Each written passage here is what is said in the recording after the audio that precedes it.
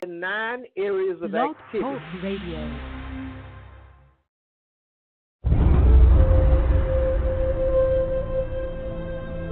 He is the last of his kind.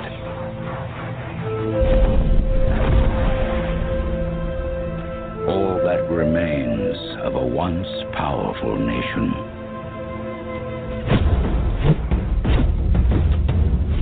Some think he is a myth.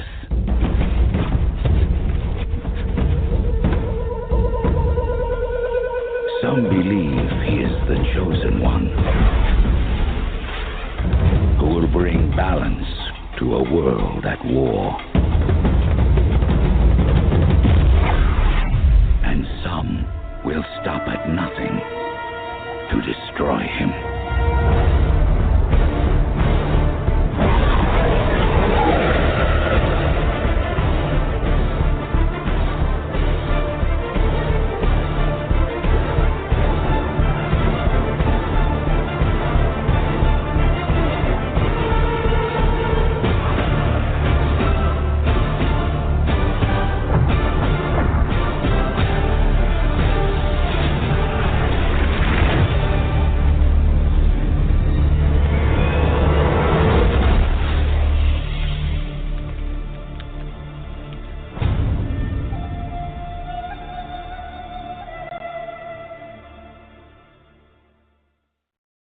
Okay, we're back. Now, let me get on down and finish what I was saying, because I have a tendency to get started. I listen to a lot of people that have blog talk shows. I've been listening to this kind of stuff for months and months and months. I have actually listened to a blog talk radio show that had an hour and a half worth of airtime. But what they done was they played worthless, non-productive music within 30 minutes of the actual broadcast, and then they came in and started trying to talk for only 30 minutes. This is what I call garbage and a cutting off of minds. But tonight we're not going to be dealing with cutting off minds. We're going directly in. We ain't wasting no time. We finna deal with this immediately. Let me finish doing what I was doing. What is the true name of the land we call the United States of America? Who invented the word race? What are the 9 areas of activity the Moors / Egyptians need to be improving on? What is racism? Who came out with it? What is it? We got to come to a conclusion about it tonight. What is trick-nology? What is that? What is that thing, man? Now, for those of you who know me, for the past 2 weeks in a row, I've been dropping information about exactly what the problem is on this planet under the heading of white supremacy racism. And I know by now that some of us have been smart enough to go and actually look it up, and we need to be careful about looking it up under somebody that controls his story. We know to look at it from 2 different things. There's his story, which is his side of the story. And then there are our story, which is our side of the story. Now, what do I mean by his and our? When it comes to him, we're talking about the people who created the word race. Now, keep in mind, we ain't dealing with no hatred, none of this here tonight. We're just laying out the facts for you to look at. We're going to deal with all this about what you believe in. We're going to deal with that tonight. I can assure you we will be dealing with it tonight. But then we have what's called our story. That's two different things. Our story and his story. So what we do is we go and look at from his perspective of what he's calling his story. But I can assure you, and please understand what I'm telling you. Please listen. He don't have no story. Over here on our story goes all the way back to the beginning of time. Now, having said that and made that profound statement, I put it out there. I said it. I'll take responsibility for saying it. And the reason I'm doing that is because I can prove it beyond any shadow of a doubt. I'm not telling you anything that I believe. I'm telling you what I know for a fact that I can prove. That's why I'm saying it. Now, tonight, Dr. Alim Bey will be joining us, and we're going to be opening up the phone lines. And all you have to do is dial into the broadcast at 310-982-4184. Press 1 on your phone. That will give me an indication that you have something to say. Now, before I get started and going down in this thing, I want to tell you something about what's commonly referred to from people who know as cutting off minds. What that means is when you hear the word edit, that means that what was originally said is going to be doctored on and watered down a little bit to keep the full intent and the impact of what was said not to be so ferocious. See, they had to come up with this technology because back in the day, you had brothers like Malcolm X. Malcolm X just told you outright, be courteous, be kind, be respectful, obey the law. But if somebody put their hands on you, send them to the cemetery. That was never edited.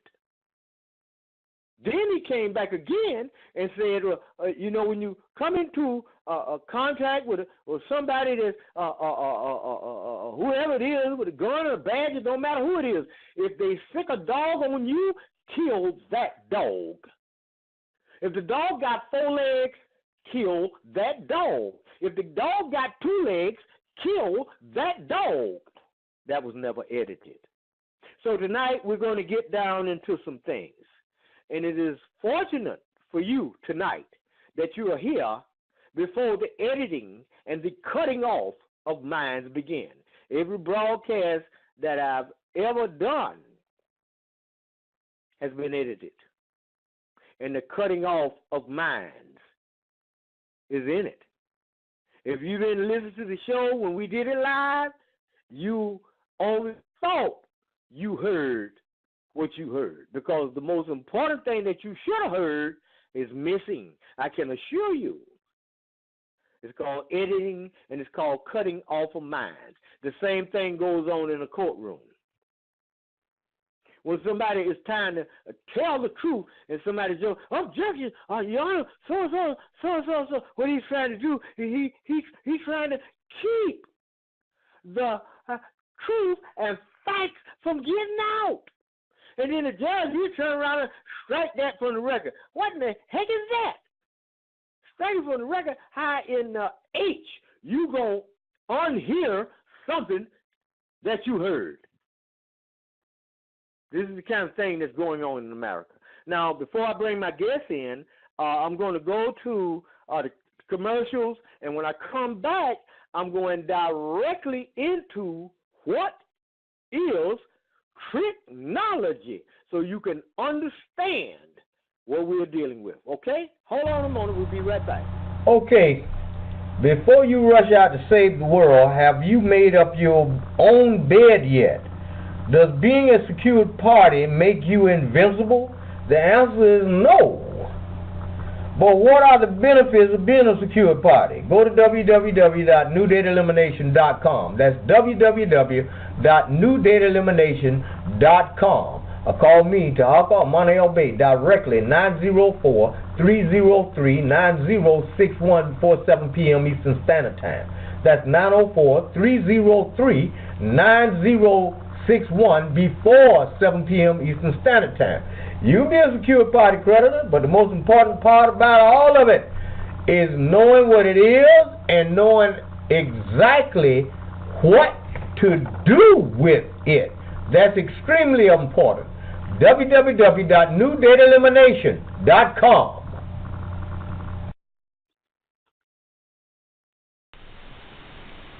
What is native ion technology? How does it benefit our health? How does it take away the pain in your body? Well, the secret is out. Go to www.newdataelimination.com. That's www.newdataelimination.com. And right there on the home page, below the red writing, watch the video demonstration. Every lady in America needs to be there. Check it out. If you got any questions, call me, Tarhaka El Bey, 904-303-9061 before 7 p.m. Eastern Standard Time. Right below the video is all the information that you need to get a hold of this type of technology and this product. And it's also marketable, and you can network with it. Call me, 904-303-9061. Go to www.newdataelimination.com.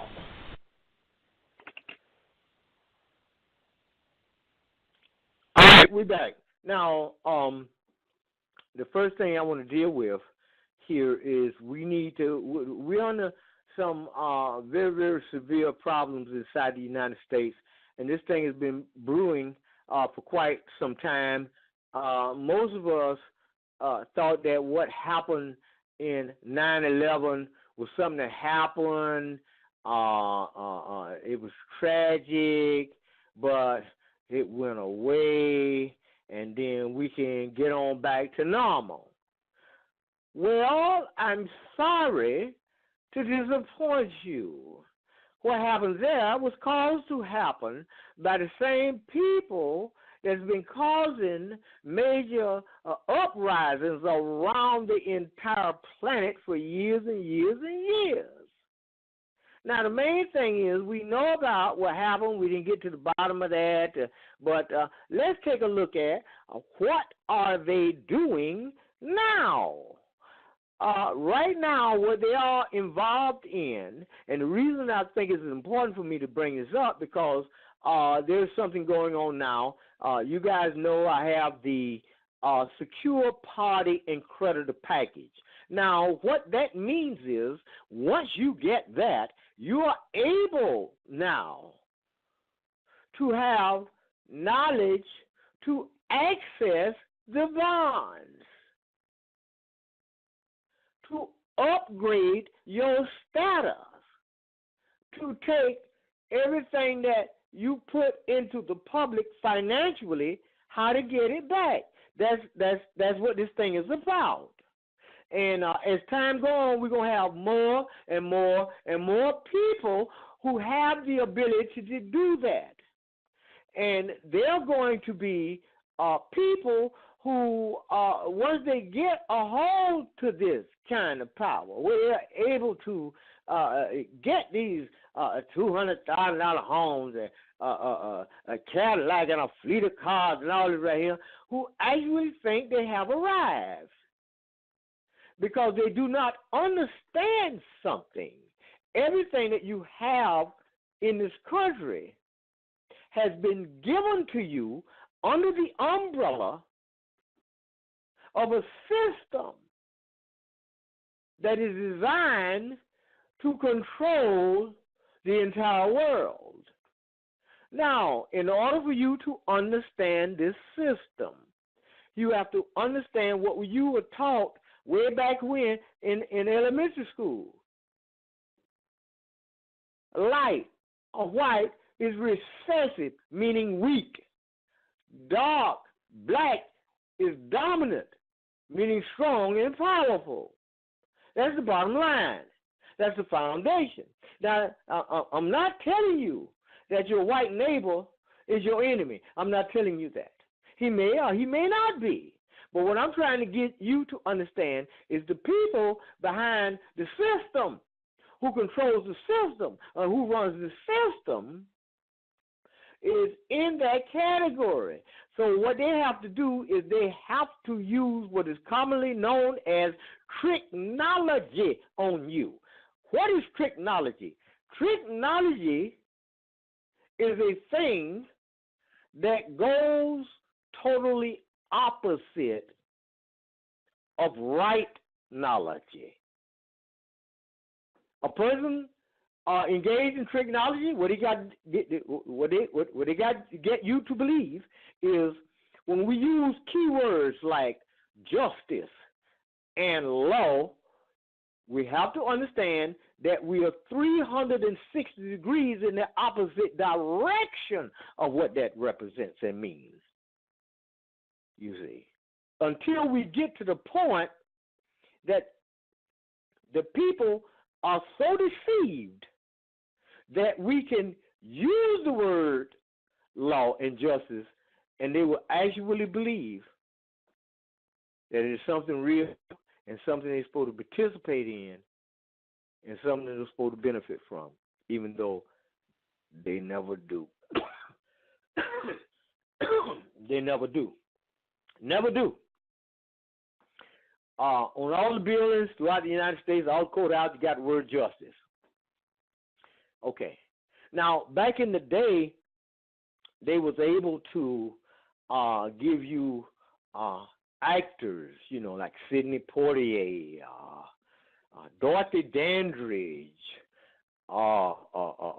Diana Ross and the Supremes, the Photop, the Temptation, you know, some of these people who have done certain things, and they like these people. So what we're going to do is put these up as icons.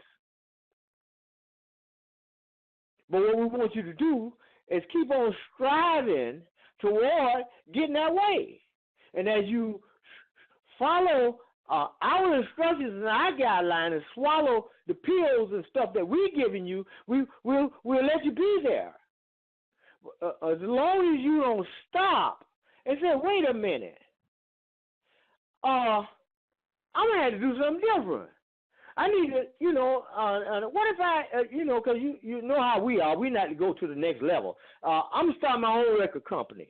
I'm going to start my own movie industry. I'm going to start my own this and my own that. Well, you got to be killed. What happened to Sam Cooke? What happened to Otis Redding? Well, what happened to all the rest of them? Well, what happened to David Chappelle? What happened to many, many, many other actors and actresses and recording artists? What happened to Michael Jackson? Well, why they kill Prince? Why they murder Whitney Houston? What happened? Tricknology is amazing. The Honorable Elijah Muhammad told you about tricknology. Tricknology is the opposite of rightology. Okay, we got the legal system in America. So why would I need legal and illegal when I already got lawful and unlawful? What is law? Law is connected to righteousness, and righteousness go all the way back to the beginning of time, which is connected to what? Our story. But in order for his story to get in, what we're going to have to do is we're going to have to change lawful to legal and illegal, and after we get everybody under the influence, then we'll come back and then we will use the word law and put the word law up there and I'll tell you you've broken the law. Florida statute say this, that, and the other. Well, wait a minute. Statute and ordinances is nothing but somebody else, somebody said. It has nothing to do with law. Well, it's illegal for you to have drugs. It's illegal for you to carry a firearm. It's illegal for you to grow your own marijuana. It's illegal for you to catch your own rainwater. It's illegal for you to start teaching people about natural health and holistic medicine. You Dr. Saber, we got to kill you. We got to kill all holistic doctors. We got to murder and maim and kill everybody that's trying to deal with what's right and what's wrong, because that is connected to rightology. Our system is called trick-nology. We cannot allow you to start dealing with righteousness.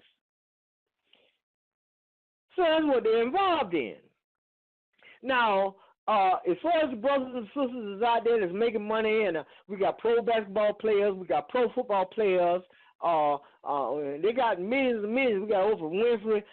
We got all these Hollywood stars that making millions. We got pro football players that he got a $30 million contract, and so and so and so and so. Well, nobody has stopped to ask the question. Wait a minute. We got all these millions of dollars, but you ain't got no goal backing the money up, and you steady printing worthless fiat. So high in the H, we got anything under the system of tricknology. I'm referring to the same system I've been telling you about all the time: white supremacy and racism. Racism is white supremacy, and white supremacy is racism. And the reason I'm telling you that, because the people that run the system, this is what they created. They created the word race. So we'll be running along talking about, well, we all human beings. This is the human race, and no. Ain't but one race, and that's the white race. Everybody else outside that race is classified as people as non-white. We got to get the understanding of it. Dr. Neely Fuller been telling you this. Okay, now we running down a smooth road, and before I get back to some more of this tricknology, if you riding down the road on a skateboard, and the street is real, real smooth, and there are no bumps in the road, then you got some smooth sailing. You really do. But what if you hit a rock in the road? Hold on a minute. I'll be right back. Let's take a look at this rock. How long did you work at Planned Parenthood? I was there for 8 years. And what did you do while you were there? I was the clinic manager, so I took care of just the day-to-day operations, hiring and firing personnel, making sure that our budgets were maintained, including our abortion quota that we had to maintain every month.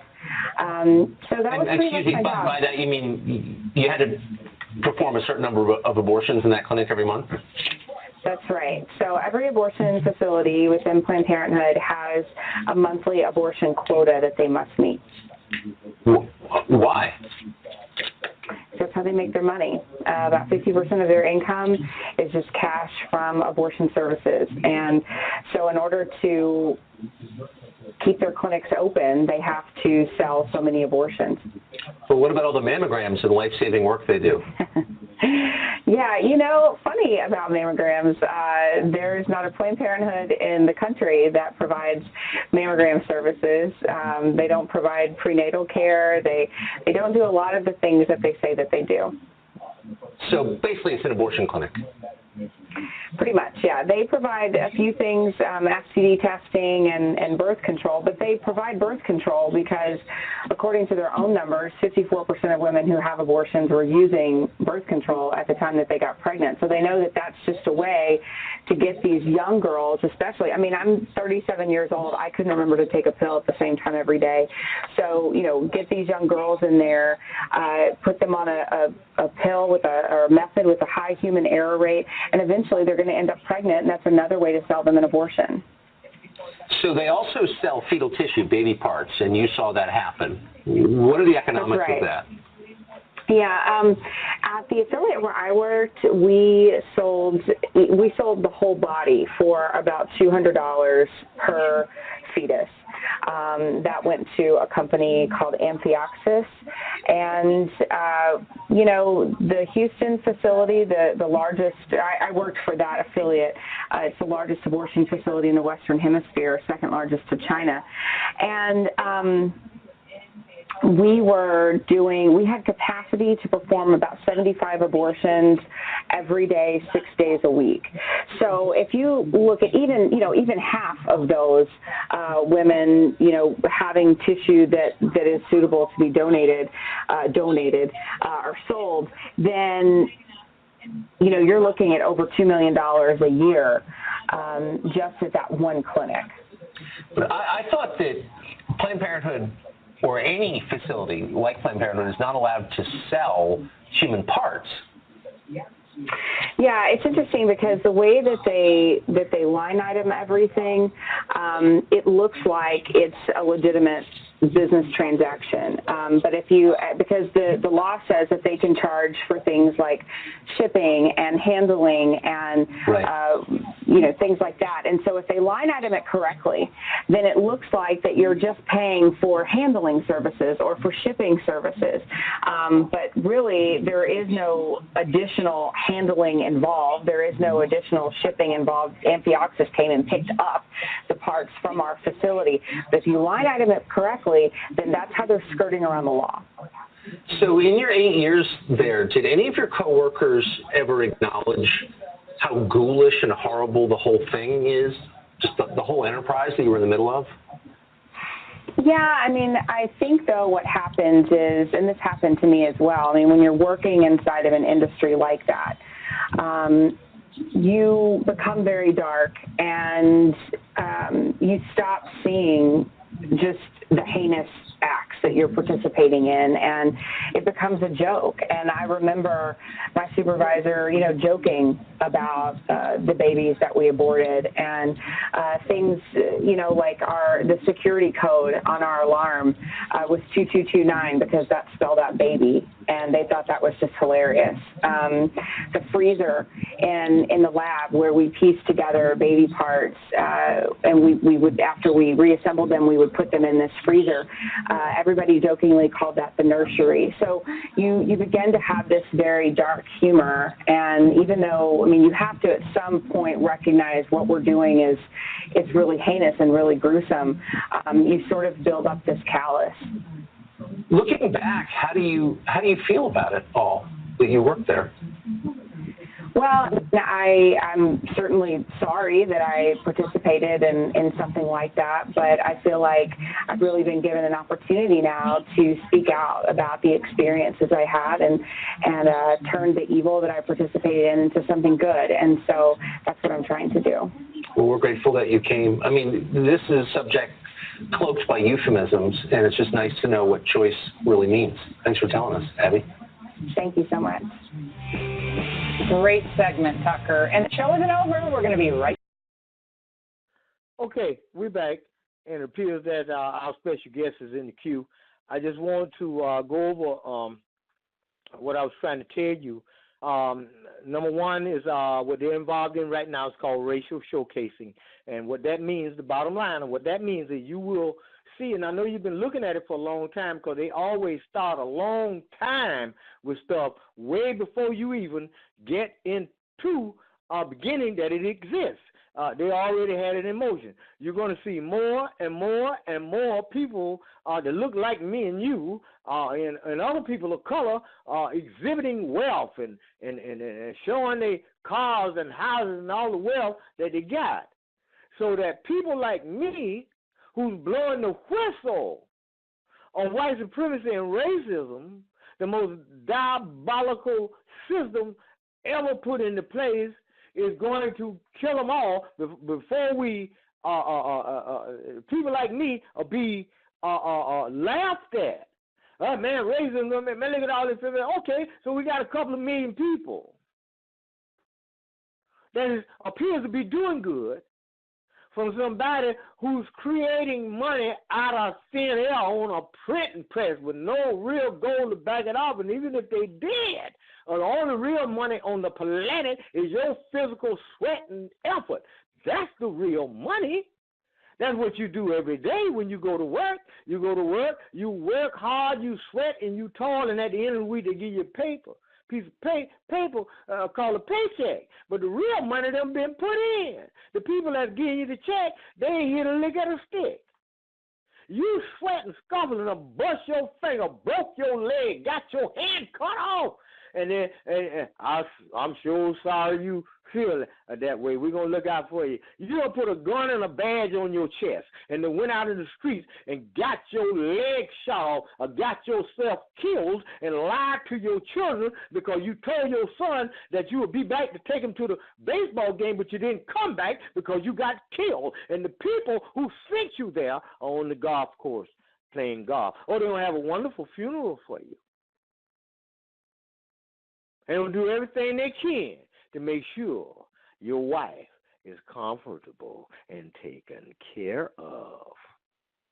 You get my drift, but watch out for the cutting off of minds and understand that this is phase one. Now, if we got 2 million people that's doing good, looking good, eating good, they're at the top of the charts.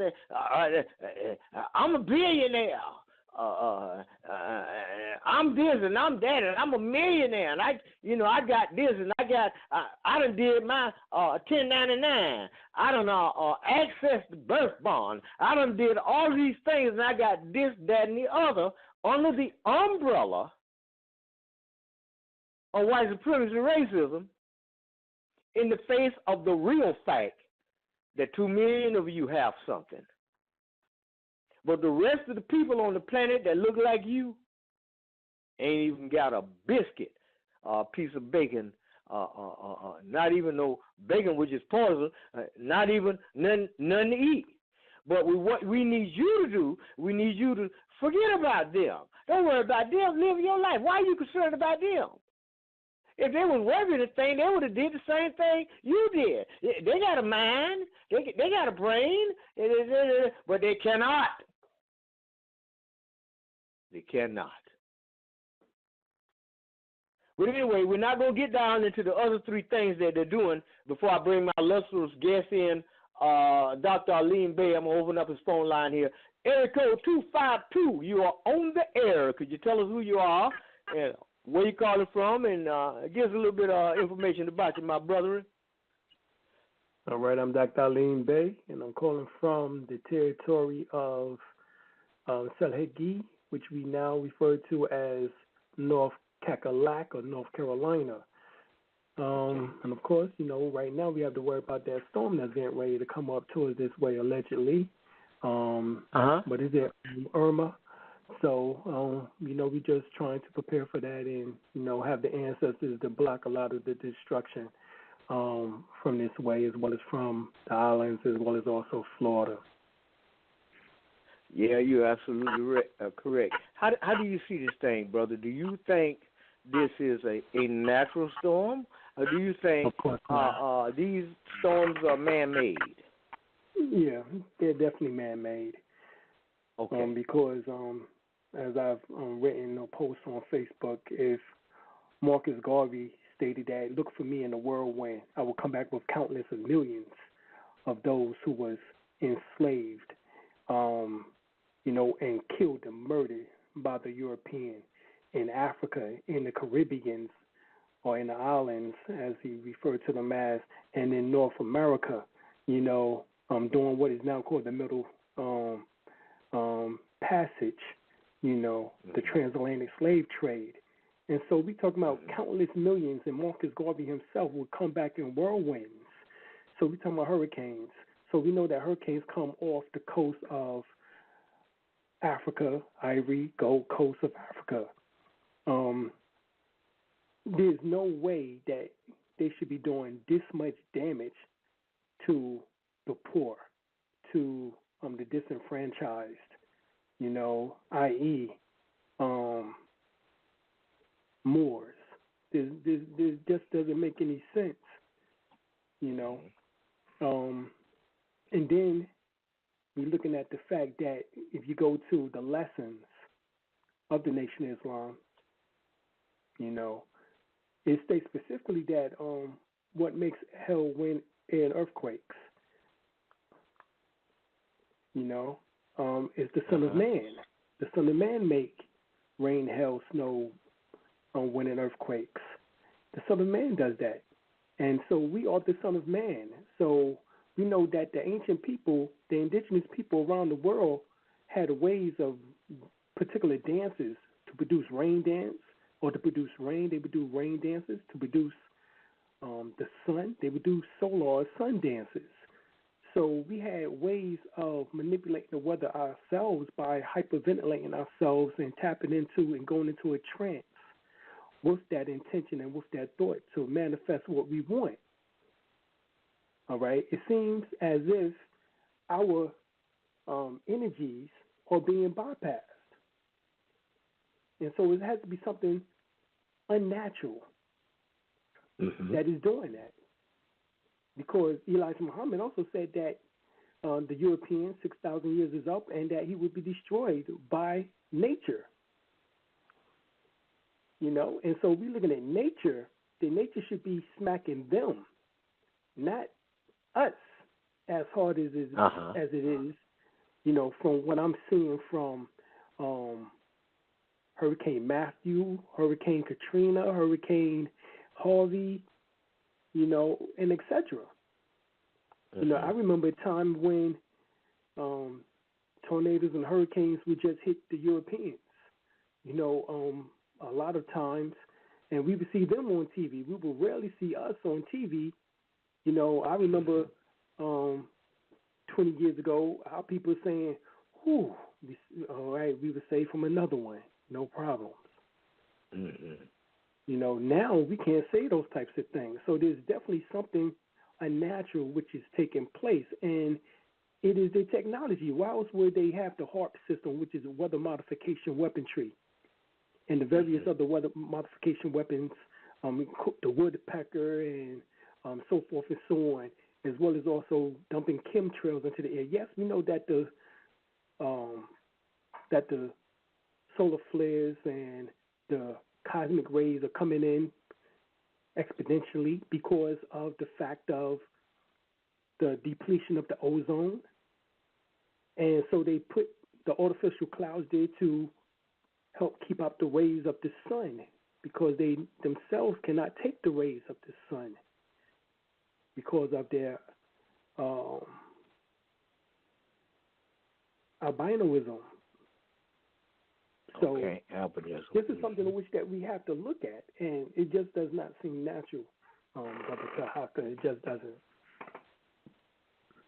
Well, let me ask you this. Now, I know you have done extensive research on esoteric knowledge. Right. And from an esoteric position, once again, can you add on to what you've already told us from an esoteric position? Right. And when we're looking at it from an esoteric or metaphysical level, we're looking at these particular alignments in which that is taking place astrologically.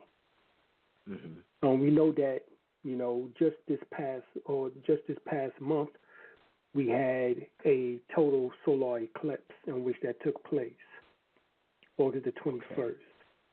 Just days after Marcus Garvey's birthday, which was August the 17th, with the passing of Baba Dick Gregory, who was like a whirlwind himself when it came to exposing the racism and white supremacy that you just finished speaking about, the trick-nology.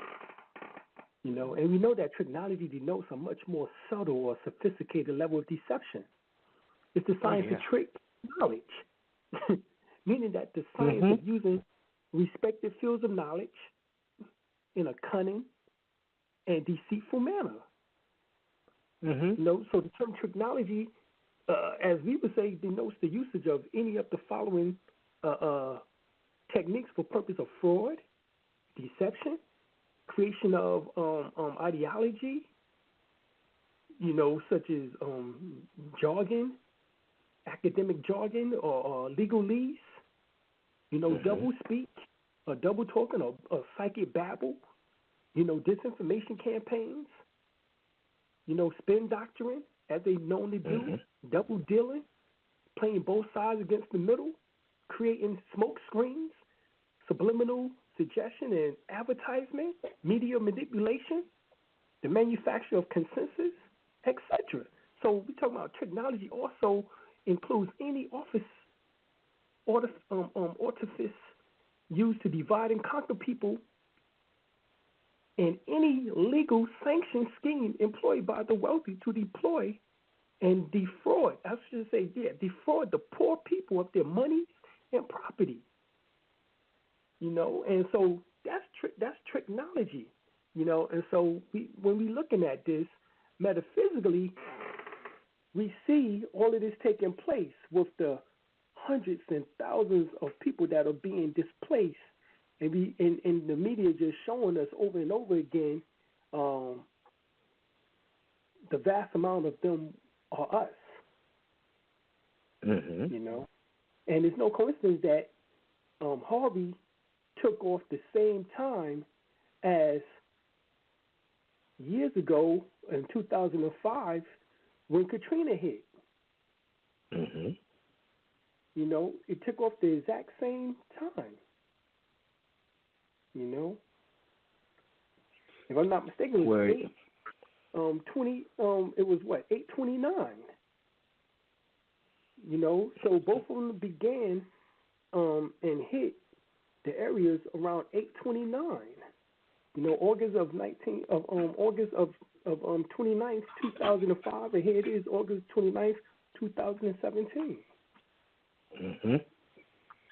So so it would be safe to. There's a metaphysical link between what is taking place, and many say that it's happening because of a solar flare activity or the solar eclipse in which that took place, which we know that there's negative omens always associated by the indigenous people. The indigenous people, such as the Native Americans, i.e., the indigenous Aboriginal people of North America, they would tell their children and themselves they would not go outside during a solar eclipse because it was a bad omen that negativity would follow soon afterwards.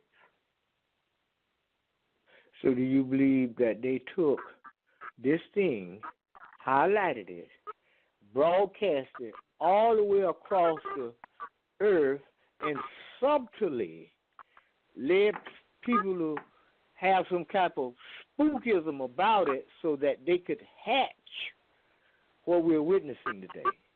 You think that's what they done? I think being that is weather modification means that they can modify the weather conditions. We know that they can see the clouds with particular elements in which that can cause a storm to increase or decrease its activity. Okay. This is no coincidence that we're seeing category 4, 5, and now they're talking about with Emra, they're talking about category 6.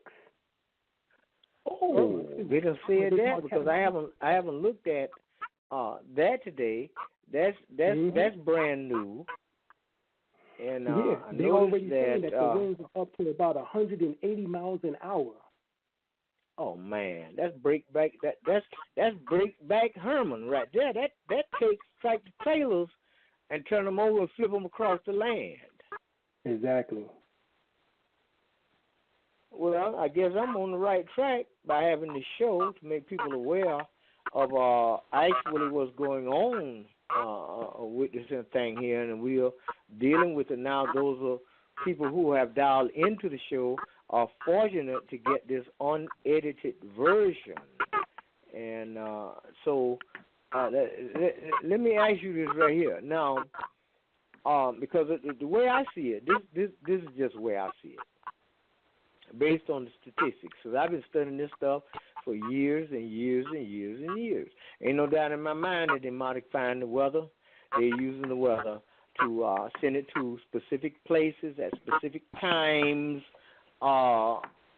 to devastate the land, because they know no matter what happens, the land will be there, and they can come back and they can take over the land and maintain their control and repopulate the area. And this has been going on for thousands and thousands of years, to take one people from one place and just kill all the people in this one place, and then bring new people, and put in that place that we can control and start over with, and have a little bit more. That's the exact same thing that they did in Hawaii. That's what they did in Australia. That's what they did in Jamaica.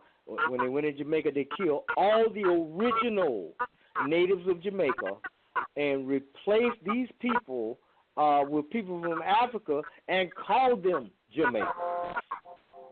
Right. They've been doing the same thing over and over and over and over. But what we got to do is we got to wake up to what's going on. And this is why I came out with the tricknology thing. And I wanted you to bring in this information about the esoteric side of this thing.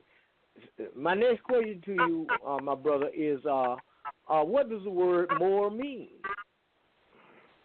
Well, I guess you can say it depends on specifically what's the dictionary, which states that is someone from Northwest Africa, dark complected. Okay. I can tell you what even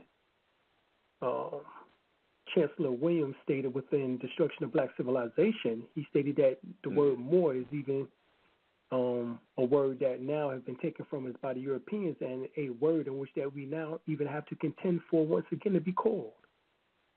Mm-hmm. So you don't put the tricknology on it. Bingo. There's some tricknology on it once again. So yes, the word Moor would be someone who is dark-skinned complected, but the word Moor also leans back to land. If you go to Black's Law Dictionary, 4th edition, deluxe, it states in the definition of land, you will see the word Moors, Moors, embedded inside the definition, meaning that Moors and land are synonymous. They are interchangeable. So we are also land. This is why we're told to, if you do your nationality status documents or affidavits, that you will want to put them in the real estate section under miscellaneous in the Register of Deeds or County Recorder's Office, because we are the land in which that everything is predicated upon. Mm-hmm. Well, I have to agree with you 100%. But I think what happens with our people is because during the last show I used the term to describe the term that I'm using today.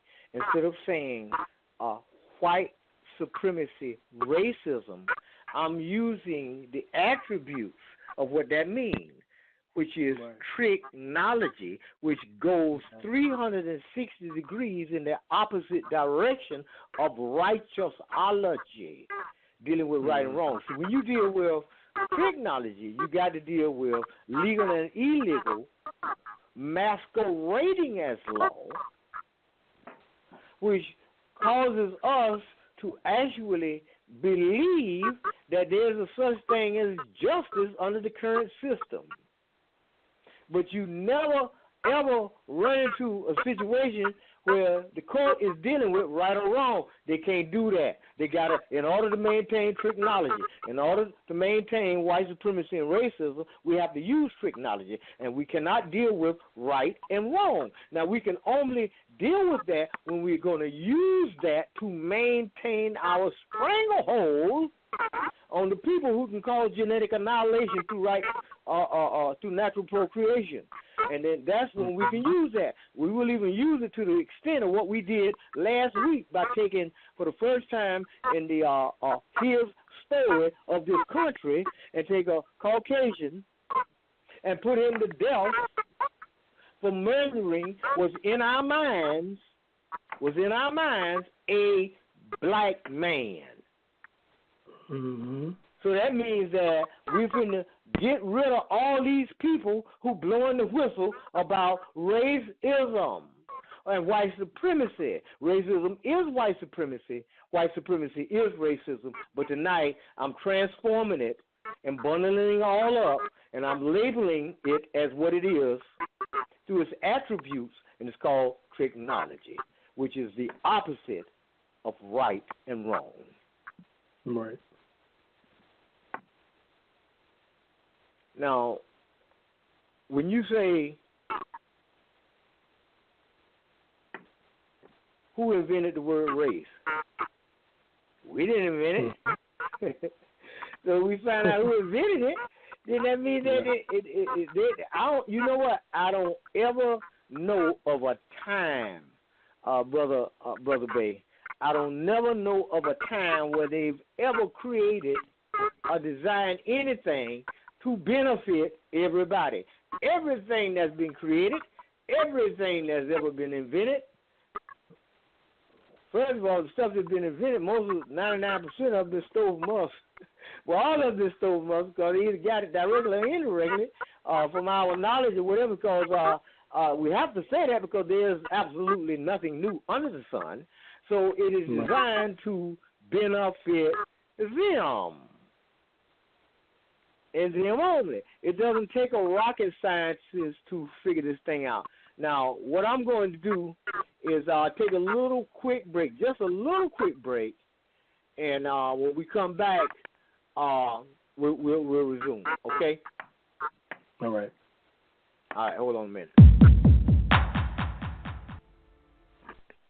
The white supremacists, and that's the correct title for them, of this planet, are the dominant political and religious force and economic force, if you want to use the term economics. I don't use it within that context, but they are the dominant people on the planet when it comes to non-white people. So non-white people can expect. We shouldn't get jolted when we're insulted or call names, anything like that. You can't, there's no way to pretty it up anyway. And when people do try to pretty up an incorrect system, then they are going more into the realm of illusion. And that is going to engender more frustration, confusion, and ultimately disappointment and anger. Because you can't walk around trying to evade reality. We're in a racist system. We are not in any other system. Racism is not something that people encounter every now and then. We are in a racist system. The entire system is racist. There's no part of the system that is not racist. In every area of activity, economics, education, entertainment, labor, law, politics, religion, sex, and war. Now, what does that mean? It means that the people who have chosen to be racist, meaning white supremacists, have become the most powerful political and religious people on the planet when it comes to non-white people. People who are classified as black, brown, red, yellow, tan, beige, etc., etc. And so, therefore, that's an insult to the system. And so black people have gotten to the place, particularly in the modern times, since what we call the post-chattel slavery, black people expect to be respected. That's why black people kill each other, many of them, many of the younger black people more than anybody, about this thing called dissing or being disrespected. You're in a disrespectful system. And all the killing that black people do among each other all the time, saying you're disrespecting me, therefore I have to kill you so that you won't disrespect me anymore. And then you run right into the same thing again and again and again. How many bodies can you stack up? Because you are being disrespected in a disrespectful system. If you're classified as black, you're not supposed to be respected.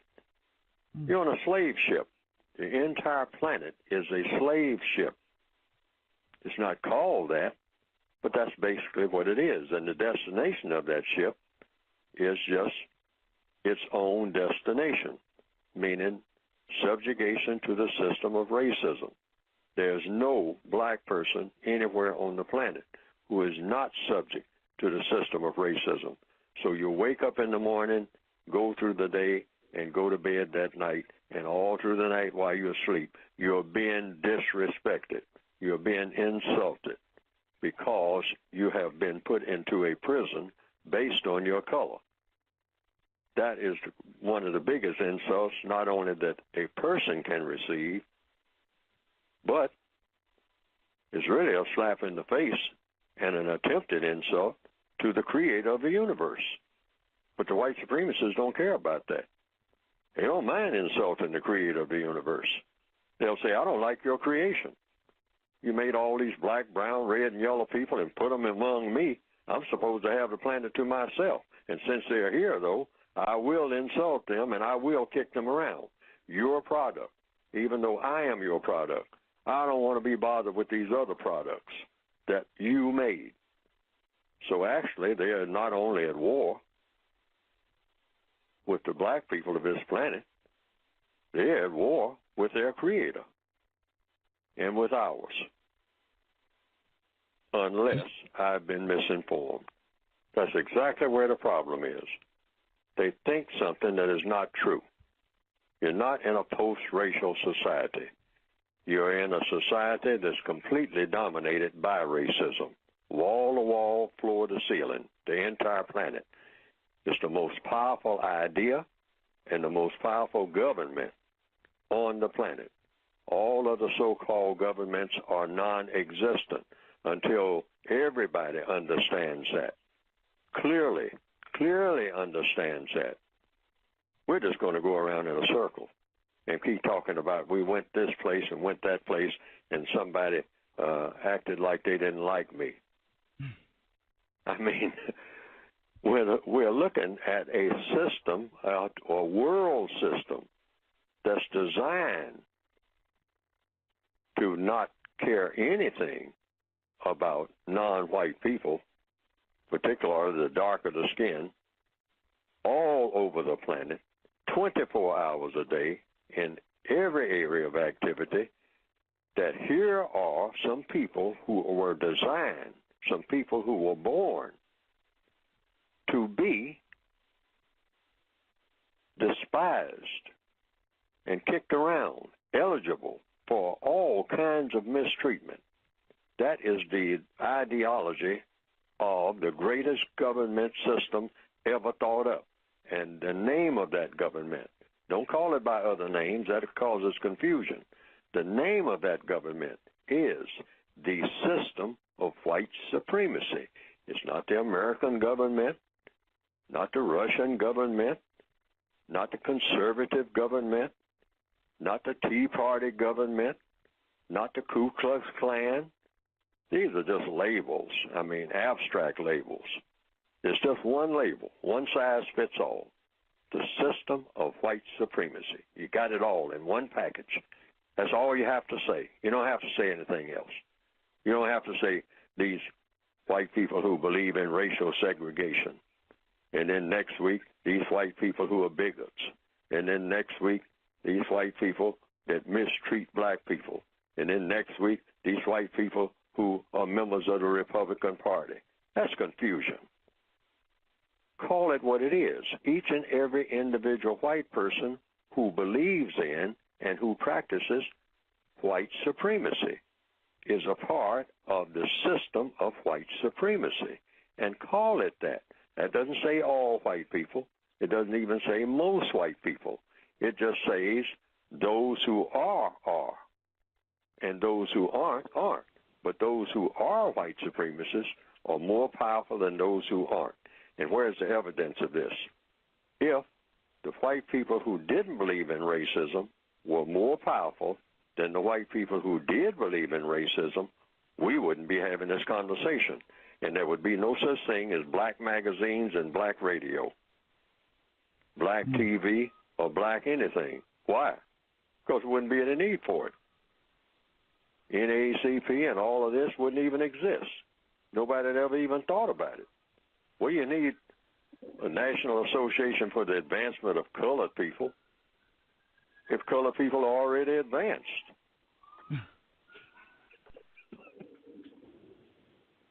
All right. We back, everybody. And I just want to drop that little jewel there. And I like to make a recommendation because I don't do any shows, any blog talk shows. I don't appear on anybody's show without getting to the bottom of everything that we're talking about and coming to a conclusion with a solution. So here's the solution. Now, this solution is already in play. In order for you to do anything about what we're talking about tonight, you need these tools. This first tool is a book written by the same man you just heard, Dr. Neely Fuller, Jr. It's called The United Independent Compensatory Code System Concept, a compensatory counter-racist code. The second book, which is part of the first book, but was so much information that we had to put it on two covers. The United Independent Compensatory Code System Concept, a compensatory counter-racist codified word guide. So we're going to not only tell you what we are saying and what we are talking about, we're going to provide you all the definitions for the words so you can't go wrong. With this kind of tool here, you can get to the bottom of it and you can involve yourself in the solution to the problem. And the reason I'm saying that is because, let me tell you something. One of the most powerful weapons that are at the disposal of the white supremacist races is something that's right in your house that you look at every day. But what he needs in order to make this thing work is he needs a guarantee. He needs a guarantee that everybody who cut it on, not let it warm up for an hour, not 30 minutes into it or an hour into it. No, if you cut it on, the first image that you have to see is him. This got to happen. If you wake up in the morning, you ain't got to go to work from 6 o'clock in the morning until you go to bed at night. You will see his image. I don't care how many channels you turn to. And the most powerful part about it is he knows for a fact the power of advertisement. The brain is recording what the eyes can't see. See, we are in the present that we see with our eyes. No, you don't. You see with your brain. We are in the impression that we do things because we thought of something. No, you think in mental pictures. Knowledge of self. We got to understand how our body is designed, how our brain works. And when you get this knowledge, then you are well on your way of removing the shackles from your eyes so that you can see this monster. And when you can see him, you can do something about him. You got to stop being a victim of the lion. See, what a lion does is a lion, he sees you before you see him. By the time you see him, it's already too late. He's not coming after you until the wind is in his face. That's where he's coming. As long as the wind is blowing toward him, he's coming. But when the wind changes direction to the point where you can smell the wind, you can turn around and look, and you can see him coming.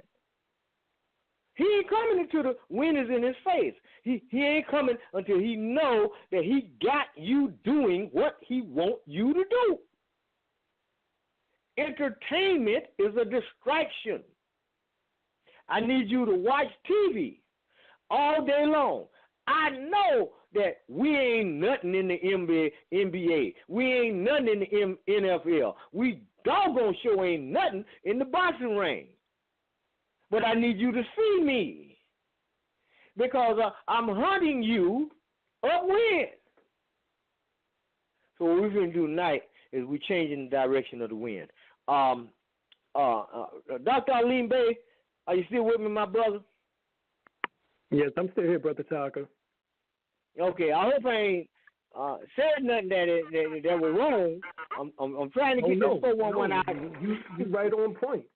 And I know you wanted to go into the word race, and basically from my research and study, the word is an acronym. It's derived from the Royal African Company of Europe. So RACE, which was a mercantile company that was set up by the Stuart family and the London merchants to trade along the west coast of Africa. From my research, it was led by James, the Duke of York, and Charles II's brother. And basically, what happened was that they was to exploit the gold fields up to Gambia's river. However, they soon engaged in the slave trade, as well as other, methods, in commodities. So, based on that, it was an acronym. Now, the individual who put together and created the color code system or the color system, that was Francos Bernier. He developed this colored system that we now know of: black, brown, red, yellow, white. So I just wanted to give those names out for for people can go back and do their research on who actually brought that about. And the reason why was, of course, the tricknology factor once again. Was to take people who was indigenously from here and say all of y'all came from Africa. And no, I can't prove it, in that regard, but yet we know that all life emerged from out of Africa. Okay, all life emerged from out of Africa. Then why aren't you called African European? Why aren't you called African Asian? Why am I called African American? If we all came from Africa, then you should be an African European, shouldn't you? Shouldn't the Asian be an African Asian? Oh, we can't use that. We can't. We got to get that word out from in front of that. Right. And once again, that was the ploy in order to offset the fact of the definition by Webster Universal Dictionary of 1936, 1937, which states specifically that the word American means an aboriginal copper-colored native found here by the Europeans. Now anybody that definition. Go ahead. That definition, because we're dealing with two different things. We're dealing with our story and we're dealing with his story. So that definition comes under which heading? From Webster's Universal Dictionary, 1936, 1937. Okay, history. Now, I'm not saying that's wrong. People found in the Noah's Webster's Dictionary of 1828. Okay. Well, I think that when we start doing deep research onto our ancient story, there are authors who are not prominent that we don't really know about that have told stories about the little area and things that happened in the little areas that they were in that turns on great significance when you take that little small piece of the puzzle and you put it over there against the big picture. It solves a whole lot of stuff, and I've been dealing with that here lately. I ran into a piece of the puzzle, and this guy made the statement. He said when Alexander the Greek came into Egypt and they occupied Egypt, he said he got a hold to specific Egyptian records, and he started burning the books. And as a result, a direct result of what he done, it set the entire world backwards for a period of 500 years. And it makes sense to me because when you read Stanley Poole's account of the Moors in Spain, he clearly says to you that the Moors, as early as the 10th century, built public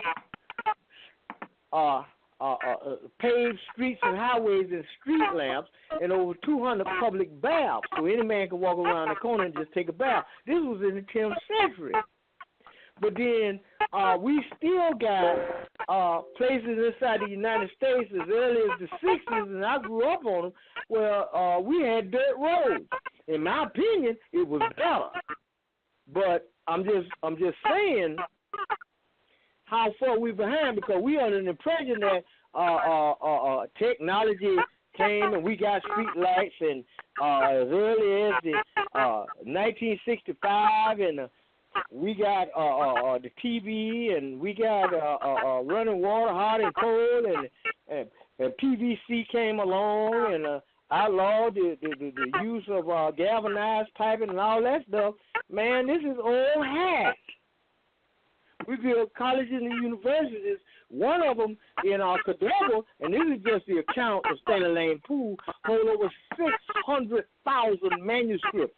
There are places in Africa that we don't know about that had colleges and universities not being recorded, because we have a great deal of suppression of knowledge under our story. So his story can have a place to exist. This is what I'm finding out based on the research that I have done. But go ahead and continue. What the information that you are bringing us is coming from where?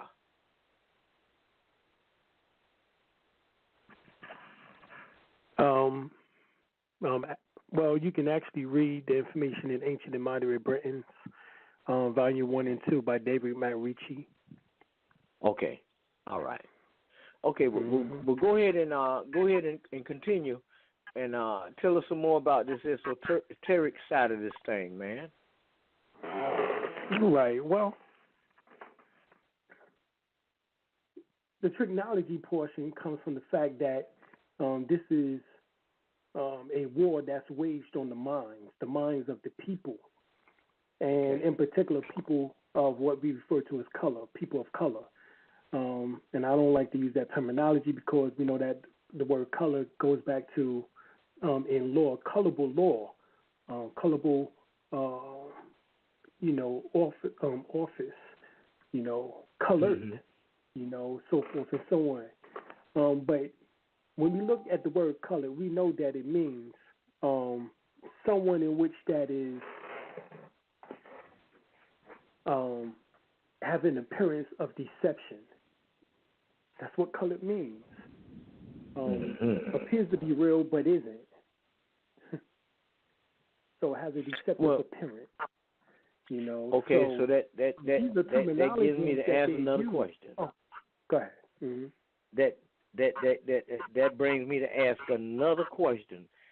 Right. What does the colors, because colors are very important. Could you give us a breakdown on colors and what do they mean in the system? What kind of statement do the colors you wear mean? Right. Well, the particular color in which that individual wear, is based on the mood or this, or the mental pattern in which that they are expressing at that any given time. So we're looking at your chakra system. So that is what is called the rainbow, Roy G. Biv. Red, orange, yellow, green, blue, indigo, violet, etc. So there's 7 major chakras, there's 7 major colors, which correlate to that, which are the same colors as the colors of the rainbow, as well as also the visible spectrum, or the third dimension. So that's really what we're looking at. And so when a person wears a particular color, that is the color or the mood that they are expressing or that they feel at that at that particular time. So let's say we're looking at red. Red deals with sexuality, deals with energy and vitality, so forth and so on. So a person who's feeling themselves that they might wear a red shirt. The color orange deals with nurturing, so forth and so on. And so, they might wear orange because they are in need of nurturing, or they are being a provider, and they having a nurturing experience in that regard. We're looking at yellow, which deals with intellect. They might wear yellow because they have a test that day that they need to do, or take, and therefore they wear yellow to express their intelligence, and so that becomes a color in which that helps them to get through the test. Green happens to be the color of healing and of success and abundance, so they might wear green, in which that helps with bringing in fruition monies or funds in which that they thought, in which that could be projected. They might play the lottery that day, whatever the case is, and hope that, this is all subconsciously. If the individual does not understand what we're talking about, it happens subconsciously. But, of course, those who study and research, then we know that what we do, we try to do it consciously as much as possible. Then, of course, sky blue, which symbolizes the throat chakra, which symbolizes communication. It also deals with talk or engagements, conferences and meetings and so forth and so on. So that day you might deal with that. Well, let me ask you something. For instance, because you I know they clearly understand that the colors that we wear have a psychological effect on people. Right. But let's say that we have 7 men that look like me and you. 7 men go right in the city, and we all got to go to court. All 7 men walked in that courtroom wearing black and red. What does that mean? Well, those are the colors of Ishu and Legba within the Yoruba traditions, in which that Ishu and Legba is the opener of the way. So you're looking for justice, or you're looking for a way out of a situation in which that you might have gotten yourself into or you was put into. So it's a way out. Those colors also correlates to Shango, which is the war god, where the Thor mythology comes from the Asgard and the Norse, so Shango has his axe. So just like the judge hit his gavel, you'll beating your gavel and hitting your gavel also with those colors at that same time. Okay. All right. Well, you certainly know what you're talking about. And ladies and gentlemen, don't y'all go out here and just go out half cocked and go to doing this and stuff. You're gonna have to master the art of what we are talking about. You have to study this stuff so that you can use what you know in order to achieve what you want. Now, my brother, how, and I know you can answer this question for me, how important a part does equations and mathematics and astrology play into dealing with this trick-nology situation? Well, everything has an influence. In particular, the cosmos have an influence upon the creation of man, woman. People don't believe that, and I don't know why. For the life of me, why they don't. Is because I'm like, okay, season comes and season goes. What are the influences during those particular seasons? It's the sun and the moon. Same thing with you. You're born during particular seasons. The sun and the moon plays a part in that. A woman's menstrual cycle is 28 days. Well, the moon is 28 days.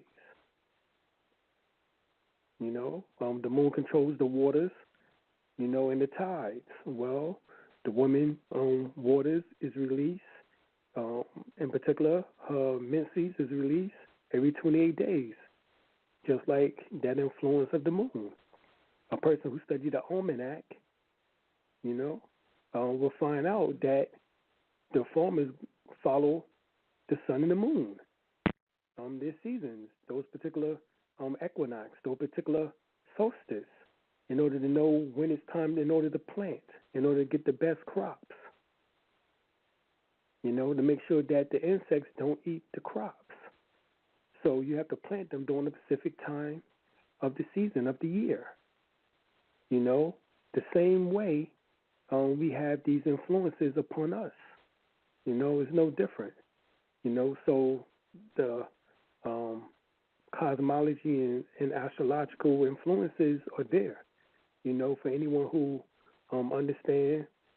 And matter of fact, only one who would say something as silly as that is someone who has never planted crops before.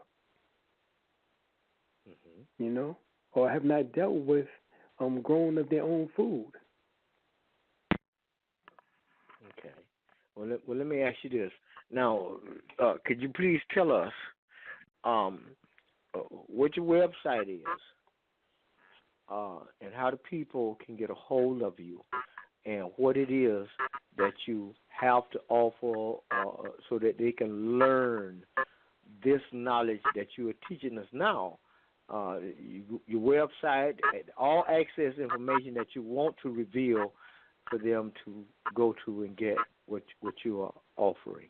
Could you do that for us? We have our upcoming event coming this month, September the 22nd, 23rd, and 24th, in which that you can definitely come on down and experience the science of Reiki, Qigong, Tai Chi, pranic healing, herbalism, iridology, and many other facets of healing, as well as also you would definitely want to come and check out the event, which is phenomenal. We have it every year, March, as well as also in September. Those are the two main times out the year. So we want to see everybody here. And for those that want further information, you can go to my website, dralimellbey.com. That's DRALIMELBEY.com, to calendar of events, and you can find the hotel information there. If you want, you can give us a call at 910-364-9099. That's 910-364-9099. And you can call. And also, we have our online classes, which last 3 months for $1,000. We do take those in increments. So you can give a little bit at a time in order that, the budget. And we teach these sciences online, and you are definitely welcome to come to those events online or either in person. Okay, Dr. Alim, could you give us that phone number one more time so I can make sure that I get it? I got it down, but let's make sure that the listening audience have it again. Right, that's 910-364-9099. That's 910-364-9099. Okay. Now, thank you. I'm going to ask you one more question. After that, we're going to take a little quick break, and then we're going to come back. Where the Egyptians at, man? Where they went? Where? Say it again. Where are the Egyptians today? Where they at? As Professor Williams stated, that's us. And based on all information, we know that the Moors were the priesthood, the ancient priesthood of the Egyptians. The Egyptians and the Moors are one and the same people, as Chancellor Williams told us within his book, Destruction of Black Civilization. he said the Moors and the Egyptians were dark-skinned, so-called dark-skinned black people, and they was one and the same. So they looked the same, they appeared the same. So we know that the Moors, based on a still that we found in the British Museum, my wife and I, when we went in 2008, on the still it says the word Moors, and that they was the high priest of the order of Anu. All right, Anu is the English transliteration of the word On, which means sun. All right, we know within the Sumerian text, Anu is the god, which means up there, on high, and it is talking about the sun. Some people done anthropomorphize Anu into a physical man form, but that's each and every one of us if that is what people want to do. But in particular, the Egyptians are us. We are them. As a matter of fact, there's 18 temples in the Grand Canyon in which that has been found in 1909, April the 5th, in which that was in the Arizona Gazette and Phoenix Gazette newspapers, in which that revealed, it was one in March and one in April, in which that revealed that there's 18 temples in the Grand Canyon from the ancient Egyptians, and that the ancient Egyptians were here in the Americas. And this is also verified in a book. The name of the book, I think, is called Masonry and Mysticism, in which that states that we owe a debt of masonry, not just to Egypt, but to the Americas. And it shows how the Egyptians was already here. Speaks of how the Egyptians was already here in the Americas. And we know that for a fact. Right. All right. Well, we're gonna take a break, because one thing I can say about you, you ain't like me. I get excited. Hold on one second.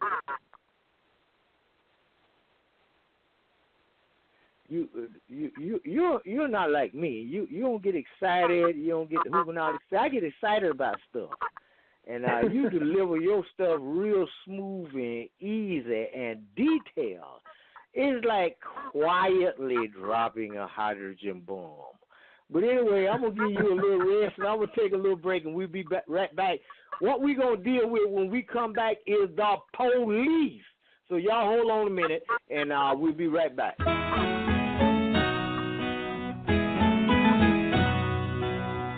Seen the little biggies crawling in the dirt, and for all the little biggies life is getting worse, always having dirt to play around. Greetings YouTube, this is the Garage Autonomist. In a previous video I asked the question, what was the role of the police, or rather, did we need them? This time around, I'm going to be talking about the history of the police. Now, in the low bar, I will provide a few links.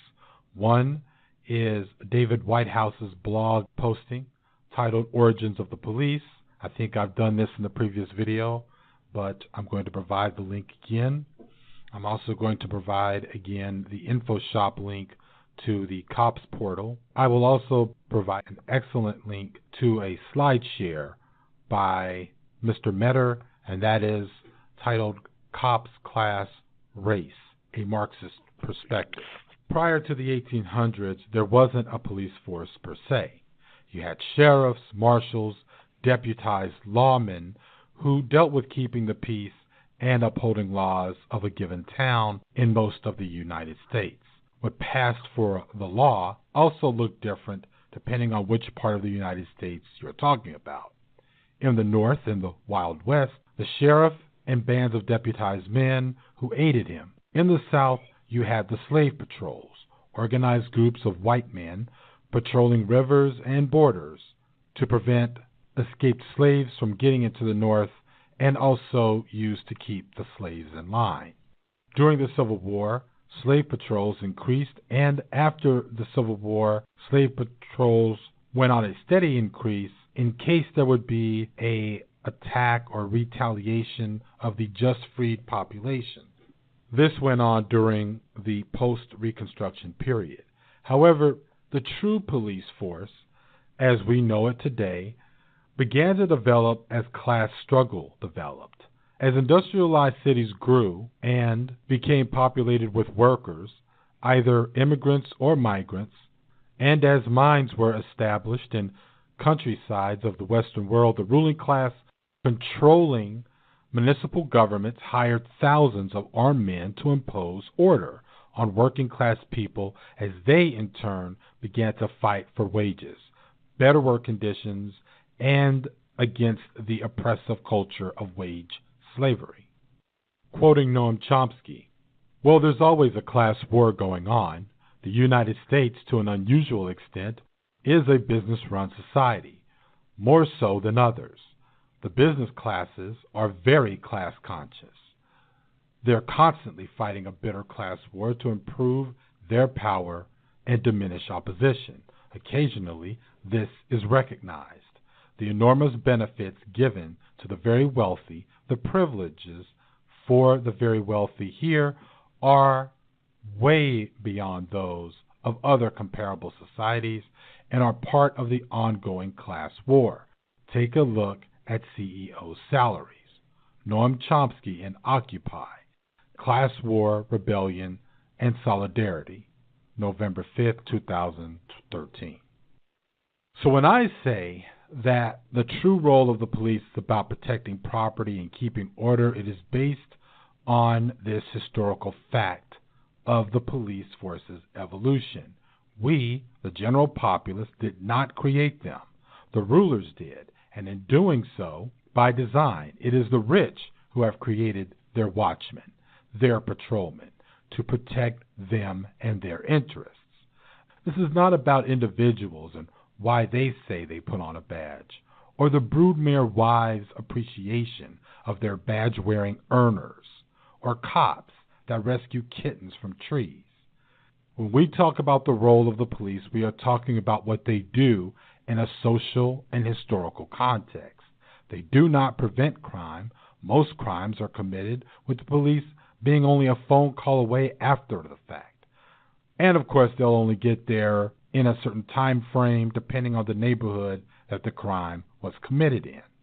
So we need to keep in mind that as the capitalist crisis deepens, we are going to find ourselves in an increased conflict with the police. And in the back of your mind, as you begin to see people who are peacefully protesting and they're getting sprayed in the face with pepper spray, you have to ask yourself the question, who are the police, friend or foe? I think you will know the answer. And the reason why one would find themselves asking this question, friend or foe, is our entire lives being inundated and indoctrinated under cop culture, the belief that the police are our friends when indeed they are only a friend to one group of people in this entire society, that is the 1%, i.e. the ruling class. And even then, cops are not their friends. They are simply their servants and our enemies. This is the Garage Autonomous. Peace and greetings, family. My topic of conversation is the origins of the modern-day police department, a.k.a. the slave patrollers. Now, we've been watching on the news, and we can't get away from the information that we've seen with Black Lives Matter and Police Lives Matter or All Lives Matter. And so recently, a couple of days ago, we saw that the prosecutor's office decided to dismiss Freddie Gray's case. Now, as much of a travesty of injustice that is, we have to ask the question, how did it get so bad? So you have to go back to the origins of the police department so that we can see what the intent and the purpose of the police department was in the beginning. Now, was it to protect and serve? Was it to stop criminal activity? The answer to the question is no. Now, when you look at the beginnings and the inceptions of the police department, it came out of slavery.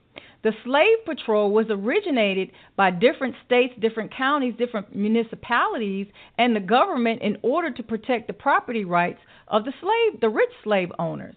Also, you saw that the slave patrols were a mechanism and a tool to be able to control the actual African descendant or the slave population to stop them from rising up and causing insurrection. Now, in 1704, South Carolina instituted its first slave patrol. Now, they used county law, and they made it mandatory for the white males to have to be a part of these slave patrols. In essence, they drafted these people into slave patrolling.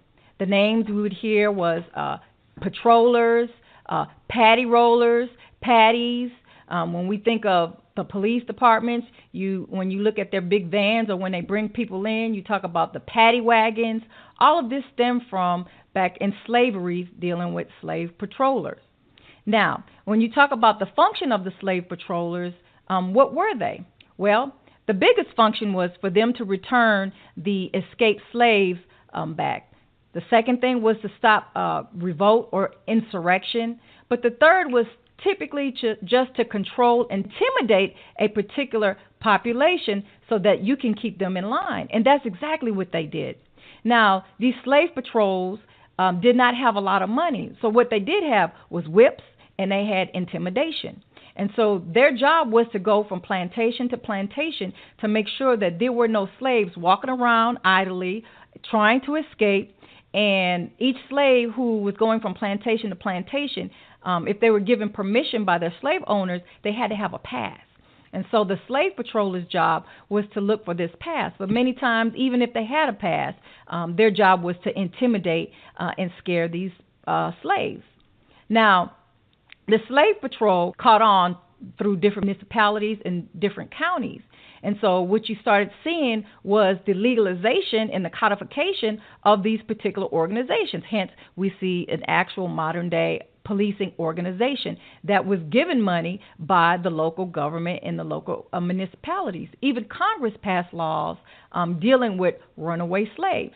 So when you have these group of white males who are forced, and they were forced to be able to patrol the slaves, there was already resentment because they thought blacks were subhuman anyway. But now you're forced to leave your own home, your own property, regardless of who you were, unless you were a rich slave owner, and you had to go out and spend your time patrolling black men and black women.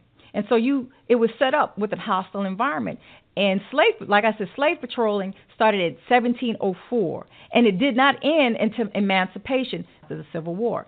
During the 4 years of the Civil War, that first year, you saw the slave patrollers escalate. Why? Because they knew that with the Civil War, there'll be more and more of insurrection or uprising of the slaves.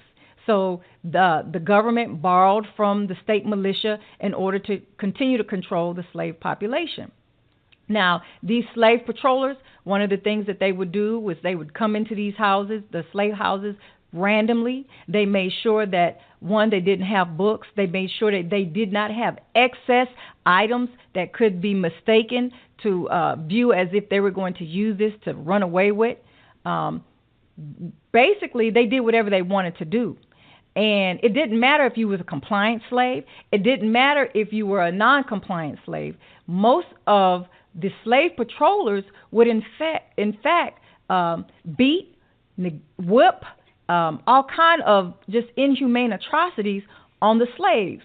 You know, one of the things that we know most for is the lynching. And you didn't have to have a real reason why you lynched a slave, because the government, the local municipality, the counties, they made sure that the white man was exonerated. Now, in certain exceptions, if the slave patrollers brutally beat or killed one of the slave owners' property, then, you know, there was retribution from the slave owners. And it depended on who the slave owner was. So you see that you had these searches, these random searches, these arbitrarily and capricious searches.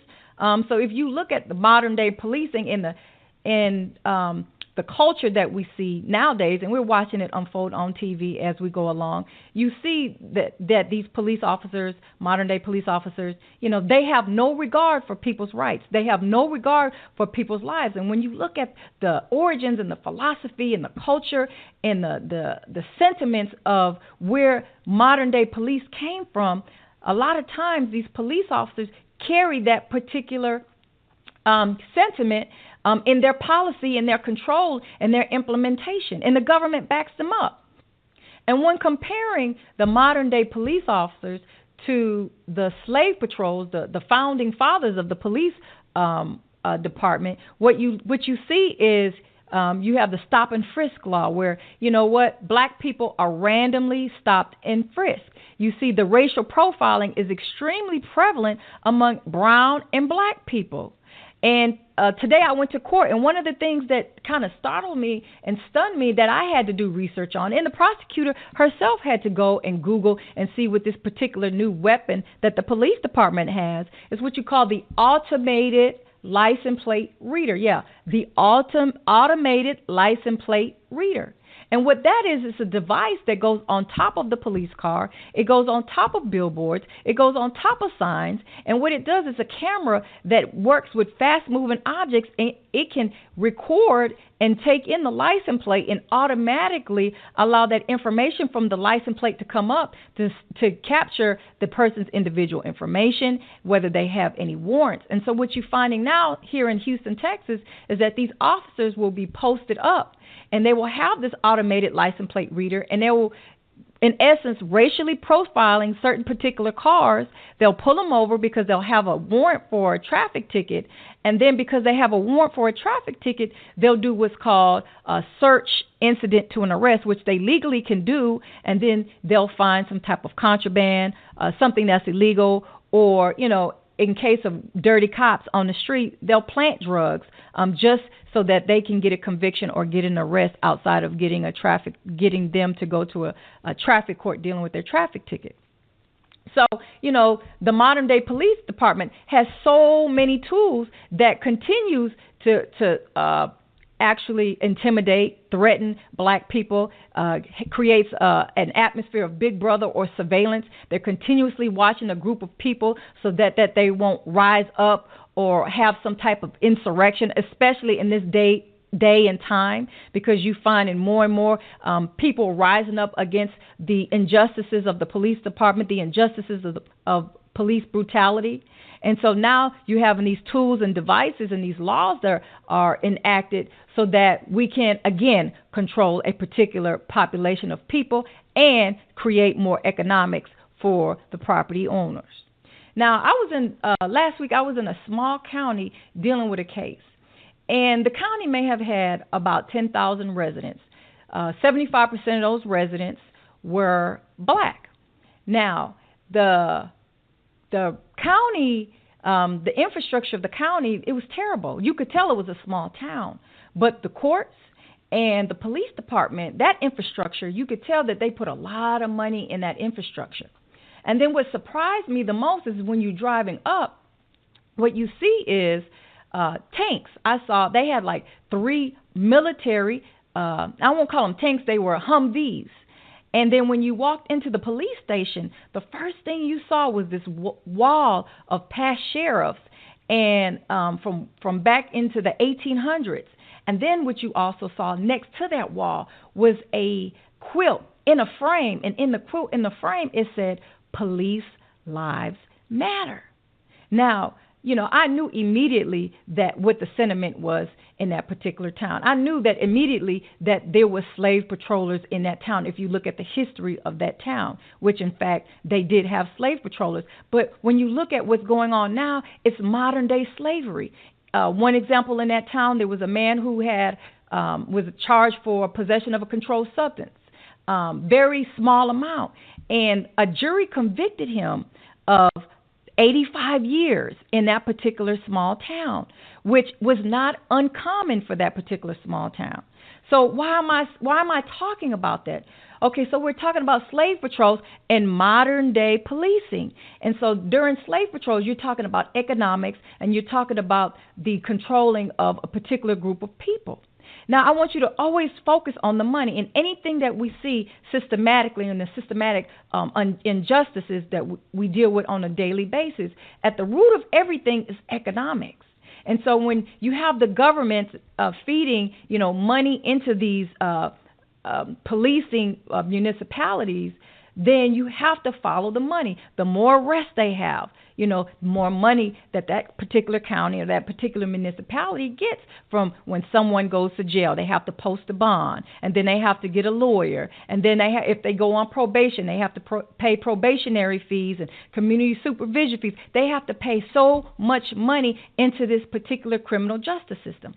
Now, if they make it out of there without going to jail. And then if they go to jail, then you're talking about modern day slavery. Modern day slavery, because they use these people in jail here in Texas Department of Correction. They have private corporations who come in and they ask to use the slave labor or the prison labor in order to produce or create their products.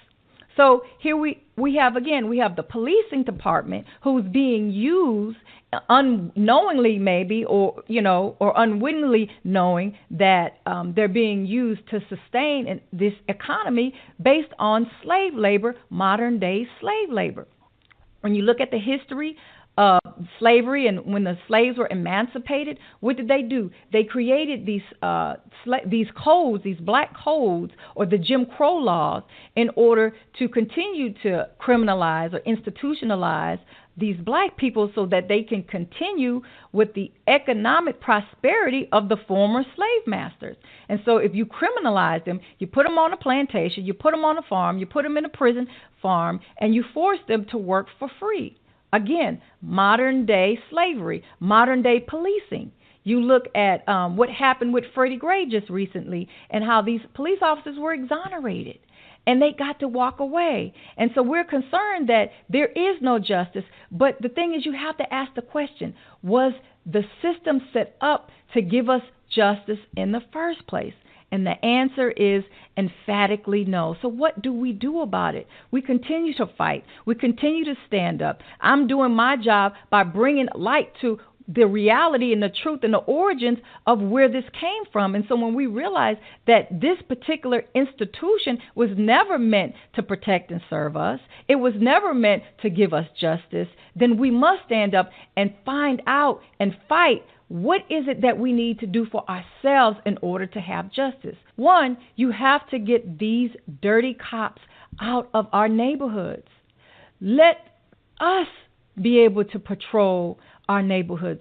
Let us be able to secure our own neighborhoods. Give us the resources so that we may protect and serve our own people and get this particular institution of people out of our neighborhoods who were never set up to protect and serve us in the first place. So I just want to encourage black people, minority people, let's continue to do for ourselves, because if we are looking to someone else to do for ourselves and expecting justice, then we are suffering and will continue to suffer the consequences of this injustice.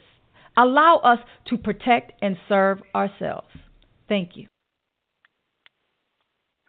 Okay, leave it up to a sister to get a hold of something. She gonna start talking, and when she get through, ain't gonna be no way out. Period. I mean, I've listened to them over and over and over and over, been trapped many, many times before. We're gonna bring our guests in. You don't have to lose your home due to foreclosure. You don't have to worry about child support. You don't have to be in credit card debt. Have no fear. Tarhaka El Bey is here at newdebtelimination.com. Got student loans, child support, mortgages? Contact someone who's got the experience and the knowledge to get you back under God's law. That's Tarhaka El Bey. He's been there, he's done that, and he can prove it. Just give him a call at 904-303-9061. That number again is 904-303-9061. 9061 and log on to newdebtelimination.com. That's newdebtelimination.com and get yourself free.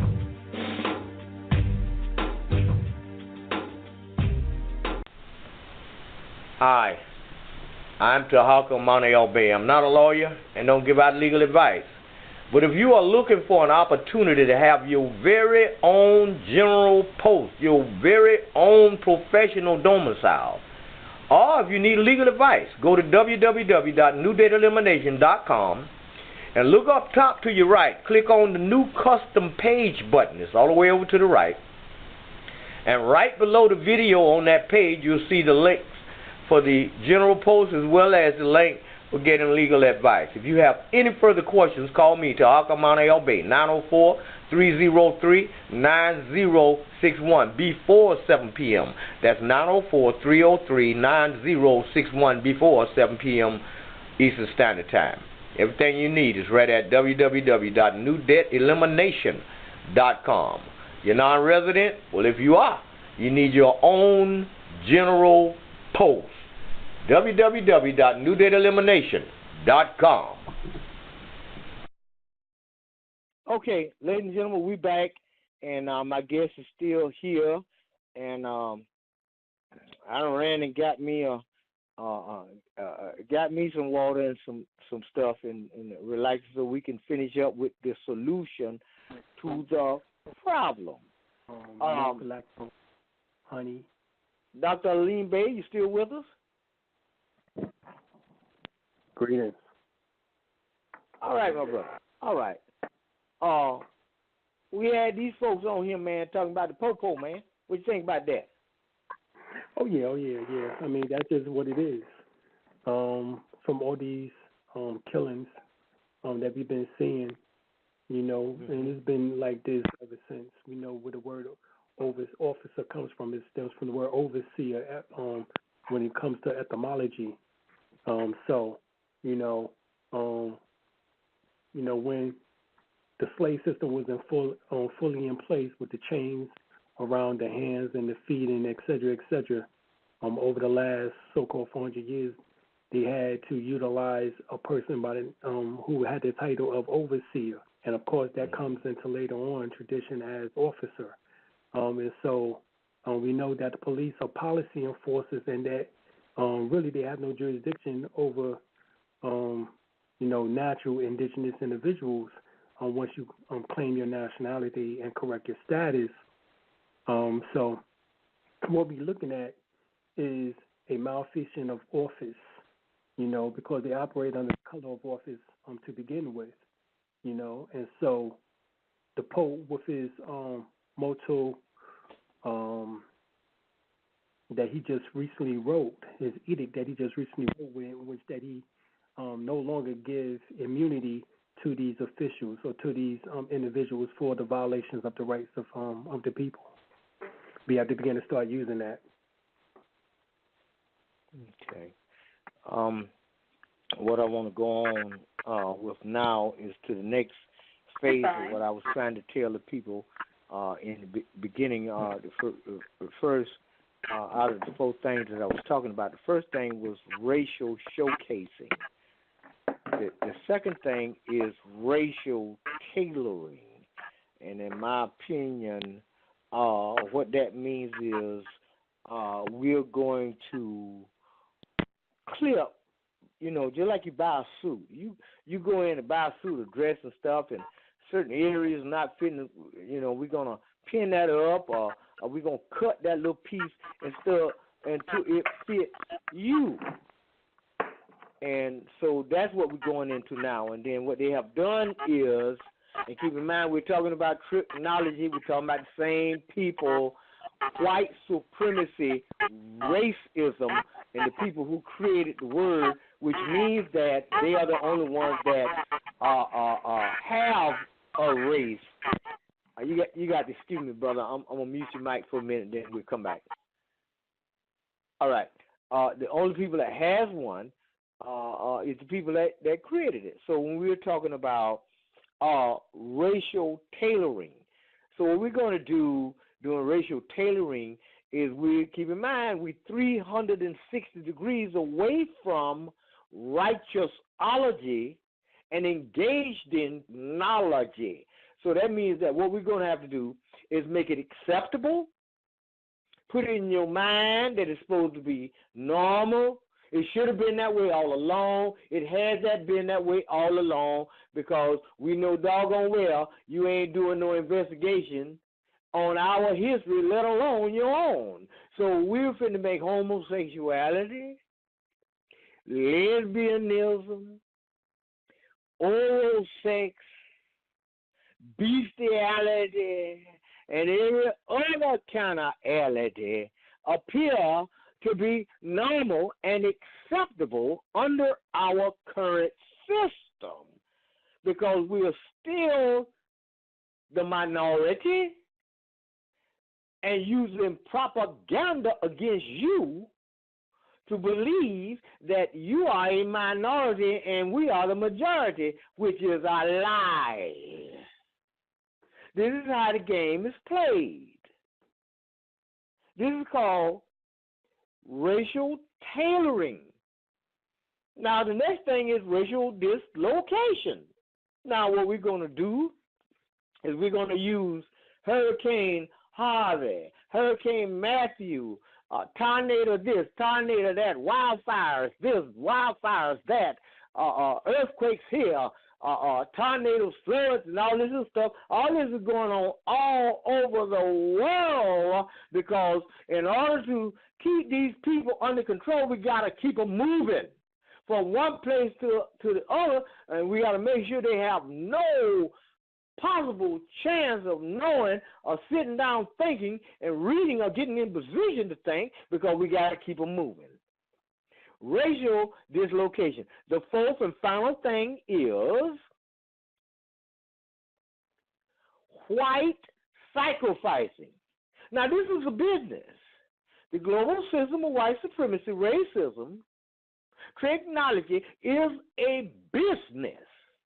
And in any business, you're going to have some losses. You got a grocery store. You might have, we done stocked up the store, but we got some asparagus, and we done lost the shipment of asparagus. That's the nature of doing business. That's the nature of doing business. We're in the NFL.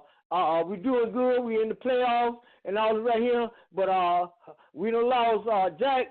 Jack was a massive linebacker, and we done also got so-and-so that's running the ball on the injury list. And then our quarterback might a little bit shatter. But that's the cost of doing business. So this thing is about business, but they are dealing in human lives. They are dealing in the lives of the people who don't know no better. Now, let's take a look at the victims. Now, y'all put your feet back under your chair. I recommend that you put your feet back under the chair so you can understand who the victims are. And I don't want to step on your foot now. Get your feet out of the way. Here we go. The Lord woke me up this morning. Thank you, Jesus. Victim. Assalamu alaikum. Praises to Allah, my brother. Victim. Thank you, Jesus. Victim. My God. Allah Akbar. Victim.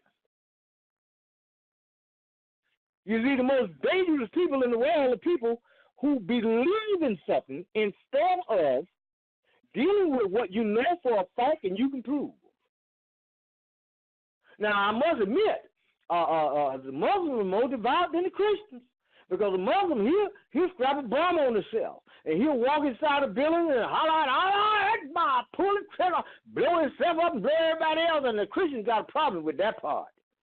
No, I don't think God wants us to do that because he just blessed me with this new house. He just blessed me with this new car. So he want me to enjoy it. But I believe in Jesus. So my question has to be, is can you please define for me who and what is God? Who is Jesus? And I need you to do this as fast as you can in one sentence or less. Who is Muhammad in one sentence or less? Now, I'm going to bring my guest back in, and I hope I didn't step on anybody's toes, and I thought I was fair asking you if you'd be kind enough to move your feet out the way in regards to this system of tricknology and white supremacy racism that's worldwide. This is what we're facing. This is what we're going to have to deal with. Okay?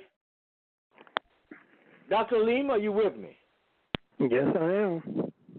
All right. Am I messing this thing up, man, or what's going on? What you think? It's all coming together. Exactly. And okay. That's the whole thing. Is that looking at this big fiasco of us being under so-called jurisdiction of the European, as we refer to him as the oppressor, we're looking at his system as a whole and the way that he's been able to utilize various methods throughout the years. And like you said earlier, his greatest tool for mind control is the television. Tell lies to your vision. You know? So we see the methods in which that he's been using. Now it's just time for us to develop some type of counter front against each of those methods that he's been utilized, as Dr. Nellie Fuller and Dr. Frances Cress Welsing wrote within her book, The ISIS Papers. There's nine battle fronts. You know, sex, labor, law, politics, religion, education, you know, et cetera, et cetera. There's 9 of them. So we have to develop some type of way that we can galvanize our people and begin to start counteracting each one of those fronts in order to get ourselves from out of this predicament. Of course, we know that with the political we have with nationality. With religion, we know that we have with esoteric sciences or metaphysical information. We know with the sex, we're going deeper into Tantra, Kriya Yoga, or Tao sexology. We know that we're going further with entertainment, entertainment. I'm dealing with consciousness, such as you and I do on these radio shows, and et cetera, et cetera. So we have a front, a battlefront that we have developed. Is just now talking about putting it together and galvanizing the people behind it so that we can move forward in order to get ourselves from out of this predicament that we have got ourselves into. Well, I have to agree with you wholeheartedly, my brother. But in order to deal with a lion, we're going to have to know that he's a lion. And what we have a bad habit of doing is we know it's a lion. We really do. But we try to figure out some kind of way to make him be something that he's not. We still under the impression that the people who orchestrate this system and are paying people to be out here doing what they want them to do cannot deviate from the system because they won't get paid. We got to stop going in this place called a courthouse looking for justice. Justice is guaranteeing that nobody is mistreated. Justice is guaranteeing that the people who need the most help get the most help, constructive help. So when you walk up to a courtroom anywhere in your city, you need to ask if we could kind of get y'all to remove the words justice from off in front of the building. Because none of that don't exist in here. And we've got to understand that the magnitude of the problem. That's why I gave the analogy about the difference between people who believe in something versus people who don't believe and start dealing with what they know for a fact because they have recognized the problem and they're going to do something about it. Economics, education, entertainment, labor law, politics, religion, sex, and war is being ruled over, orchestrated, and controlled by Trick-nology. So what we're going to have to do is we're going to have to regain control. We have the advantage. We've just been told we were a minority, but we are a majority because based on the masses, see now the masses are people who are classified as non-white.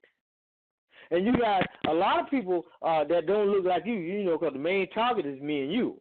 So what we're going to do with the Mexicans, and we set up a smoke screen, you're not going to come in the country, and we're going to fight about this, and then we may let you in. No, wait a minute, we got to fight about it. But under the undergrid of the whole thing, they will be classified as white because they represent a little less threat than we. See, me and you, you know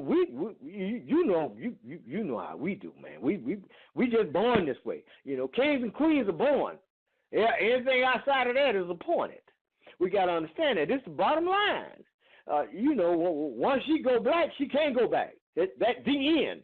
So that's dangerous. So what we're gonna have to do is you represent too big a threat to genetic annihilation. So what we're gonna have to do is separate you from your woman.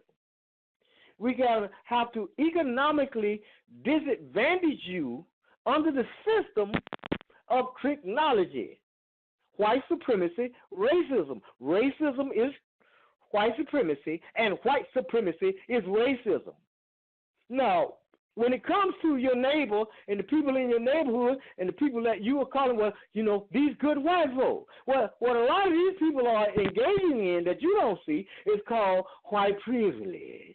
And we ain't worried about them. We ain't got time to be messing along with them. What we need to be doing is understanding the system, understanding the problem, understanding what to do about it. We're going to every day, whether you like it or not, you're going to be engaged in three things: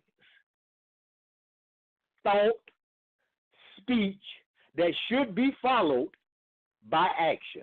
Thought, speech that should be followed by action. But you can't do none of that until the problem is clearly identified to you, and that's what we're dealing with tonight.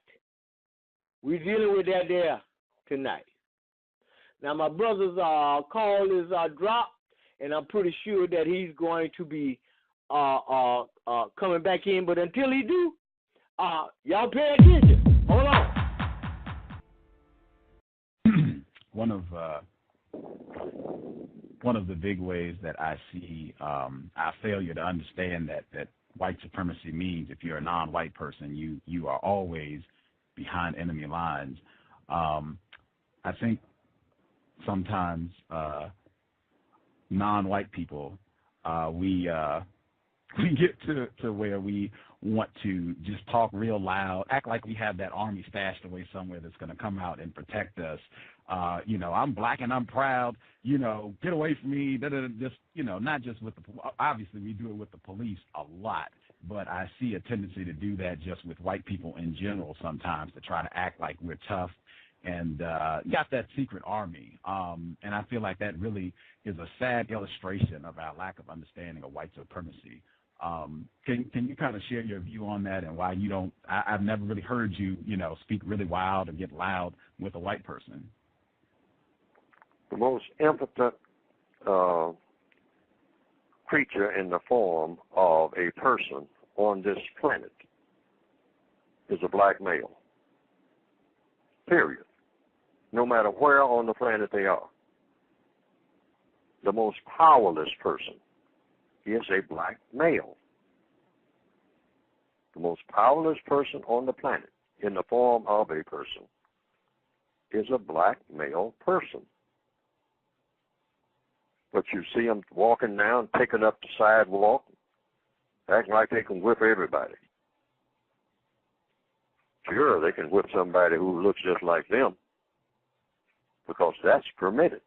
Permitted by whom? The white supremacists. They don't care. Kill everybody in the neighborhood. So what? There's another black neighborhood gone. There's another one down the street, ready to go. What's the big deal? You better be careful about whose space you get into when you get carried away with what you can do to other black people.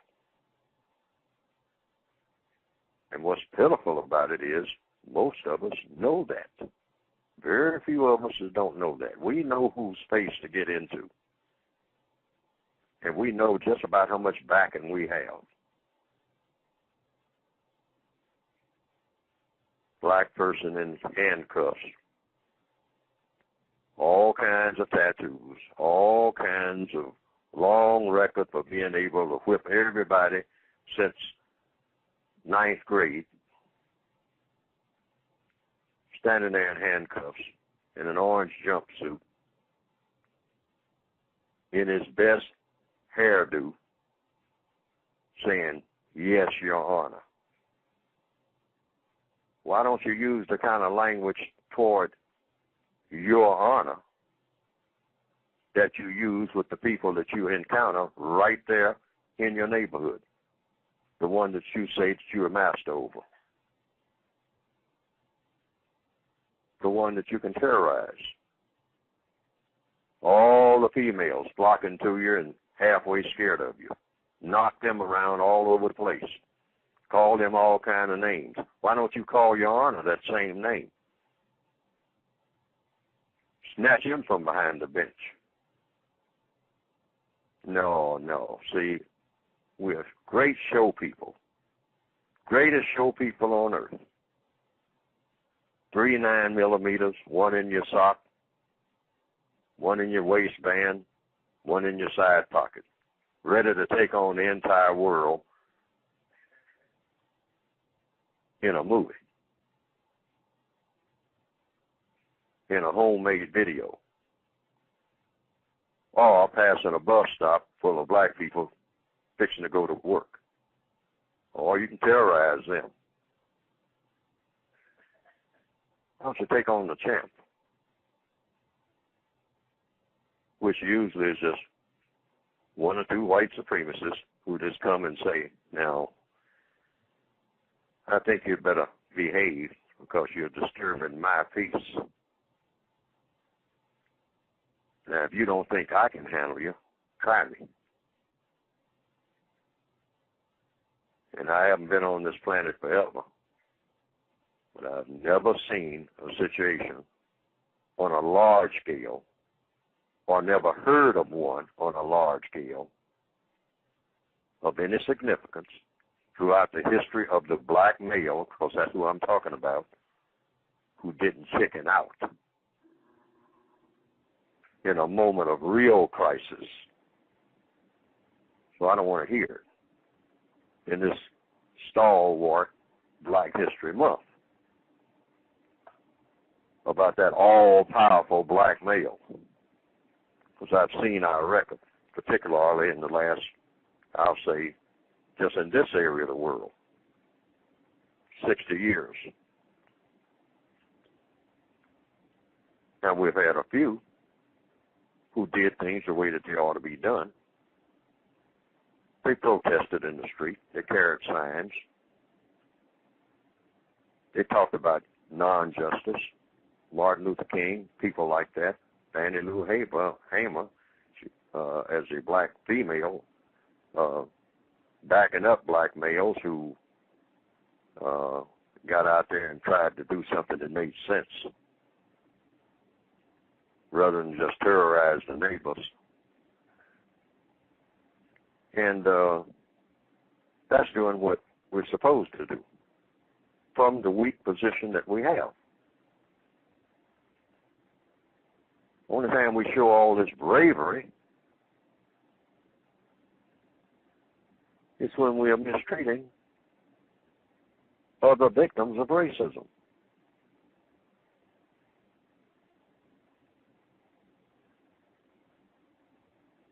For the most part, some exceptions.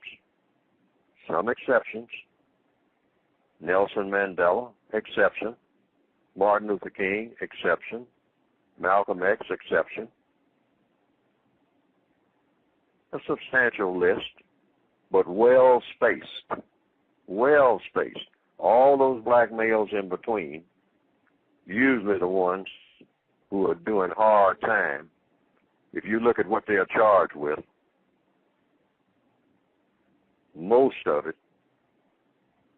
is mistreating, whether they're guilty or not, but most of it is for mistreating other prisoners of war, the race war, people that look like themselves, can't stand themselves and want to kill everything that looks like them and laugh about it and call it an accomplishment. Now, I harp on this because this is one thing that should be real passé. As they say in the hip-hop culture, I think they call it whack. That's really whack. I think that's what they call it. Makes no sense at all, and has been embraced in every generation. Didn't just start. As far back as I can remember. Black male carrying the Saturday night razor. I'm going to cut me somebody before the night's over. Oh, yeah. Who are you going to cut? Who are you going to cut, Jimmy? Who are you going to cut, Mac? Well, I'm going over to the dance hall. Who's in the dance hall, Mac? I'm going to cut me somebody who breaks bad over at the dance hall. Who is it that's going to break bad in the dance hall, Mac? Somebody that looks like me. Somebody I probably went to school with before I dropped out, and they dropped out. So we meet up 18 years later, and we slash each other to death in the alley. And that's supposed to be a big deal and the purpose for being on the planet. Now, there are millions of black people who think just like that, and they are not all just in this area of the world. They are south of here, in places like Brazil. They look forward to that kind of foolishness. It's an old black tradition while we're talking about black history. That's a huge part of black culture. It needs to stop, and it needs to stop as of tonight. We need to do some thinking and then say enough of that.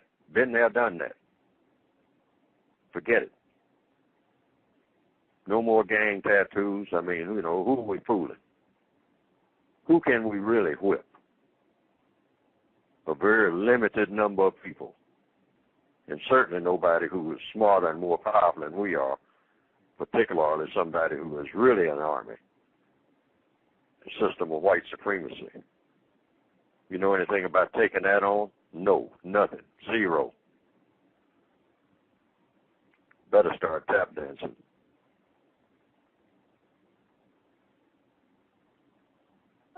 Wow.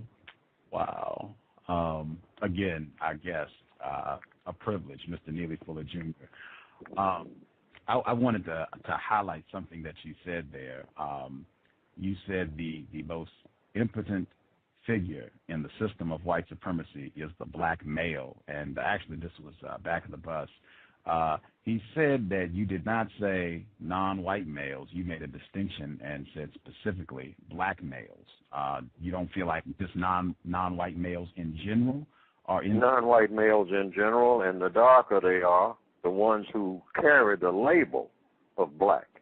Sometimes they're not dark ones. I mean, some of them are very light. Some of them look like they're white, but they carry the label of what we call black, if you just want to double whammy it.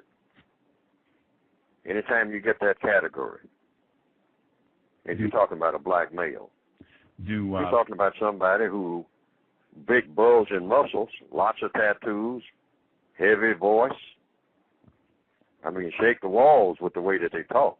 You would think that they would know everything with the way that we talk and swagger. And like I gave the illustration before, walk down the sidewalk, taking up the whole sidewalk, want everybody to move out until they meet somebody maybe about 100 pounds lighter than them, much smaller than them, but the person is white. Now, all of a sudden, you know how to act. That's why I say it's an act, because you pick your place. You wait till you get somewhere close to the hood, and then all of a sudden you become powerful. Why aren't you powerful everywhere you go? Some black males never even dare step outside of what they call their turf. And when they do, when they're forced to for some reason, all of a sudden they become very sane, very cautious about how they go about doing things. It's miraculous. They become a whole nother person, which means that the black male in the Northwestern Hemisphere in particular, the ones that I observe mostly, and the one of which I am one of, and been among most of my days, we know how to conduct ourselves under certain circumstances. Magically. We may not know exactly what to say, so we keep our mouths shut. We know when to do that and what environment to do it in.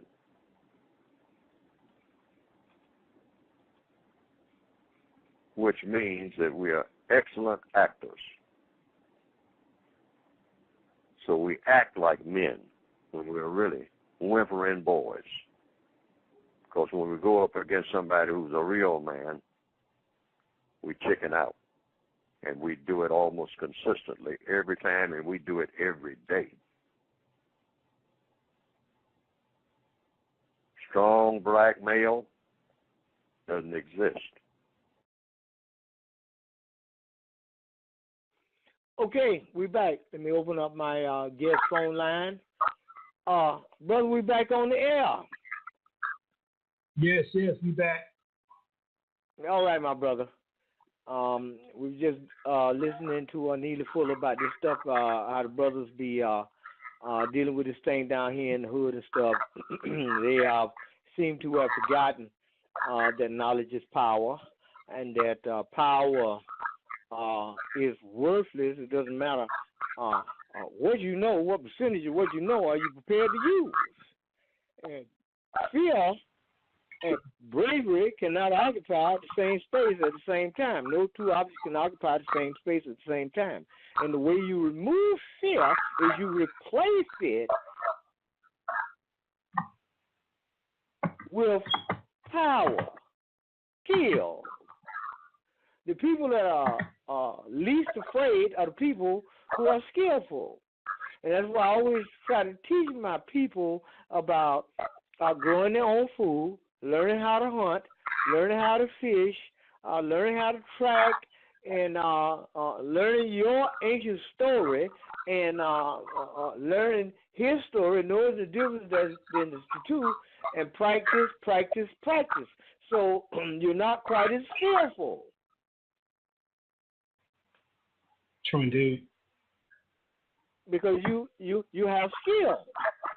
I think that we should be going to, and this is male, female, and the children, should be going to the gun range out in the woods to practice with guns and rifles at least once a month. You don't have to get excited when something goes wrong. You don't get excited. I just looked at a clip where I don't know where it was. It was somewhere in the interior of the United States where cops just come out and the man they had no gun, and they just, because he didn't get down on the ground like they told him to do, they just shot him down. So this is why I'm bringing this information out to let you know what you are up against. There are no laws in the United States. Self-preservation is the first law of nature, and in order for you to have law, you're going to have to exercise law. In order for you to do that, you're going to have to be skilled and trained to do so. Because I learned a long time ago, the only way to stop a bully is you're going to have to whoop that bully. And anytime you're approached by a man with a gun, your life is in danger. And anytime somebody stick a dog on you, according to what my illustrious brother Malcolm X said before he was edited and censored, he said, if somebody stick a dog on you, kill that dog. If that dog got 4 legs, kill him. If he got 2 legs, kill him. Be courteous. Be kind. Be respectable. Obey the law. But when somebody put their hands on you, send them to the cemetery. Now, that's what he said. You understand? And I love my brother. And to me, my people come first, and everybody else on this planet comes second. I don't believe in nothing and nobody. I go by what I know for a fact and what I can prove. I asked the preacher the other day, a Caucasian preacher, I was on his show. I said, man, this is what I need you to do. I need you to tell me in one sentence or less, in less than 30 seconds, who and what is God? He went over here, he went over there, he went right. Well, we can't rightly say that. So then I turned around and I said, well, what is it, 45 Smith & Wesson? He said, that's a gun. I said, well, that's less than 2 seconds. So let's start over. Tell me who and what. Well, wait a minute. You reverse stuff on me. I said, no, I haven't reversed nothing on you. I asked you a simple question. Because as far as I know, and I didn't tell him that, the system and the 9 main areas of this life that the white supremacy and racism controls, which is tricknology, is economics, education, entertainment, labor law, politics, religion, sex, and war. So my question to you is, who and what is God? Because I got people going in the church who been hollering about Jesus and God and all that, and put money in the collection plate. They're driving Chevrolets. The pastor driving the Cadillac, and after it's all over, you come out of church, get in your car, and go home and leave the neighborhood in shambles where your church reside. That's what I'm looking at. To me, something is wrong. So what do you think about it, man? Yeah, definitely something is wrong. And what is wrong, obviously, is our mentality towards this inferiority complex in which that we have developed over these years being under this oppressive system. So we have to begin to start, as you said earlier, that courage and fear cannot occupy the same space at the same time. We have to make a choice on which one we're going to begin to start having. If you want courage, then then we have to start acting as such, and start doing things in which that is courageous and give us the ability in order to help and get people and ourselves from out of this predicament. Well, I think that in order to do it, we're going to have the right goal. We're going to have to clearly identify the problem. And as we do identify the problem, then I think it is at that time that we can successfully do something about the problem. And until we get that under our belt, we can't do nothing. See, the reason why I sound the way I do and say the things I do is because of my upbringing. See, I don't know nothing about what I'm seeing and witnessing today. I don't know nothing about this, man. This thing is a phenomenon that I'm witnessing.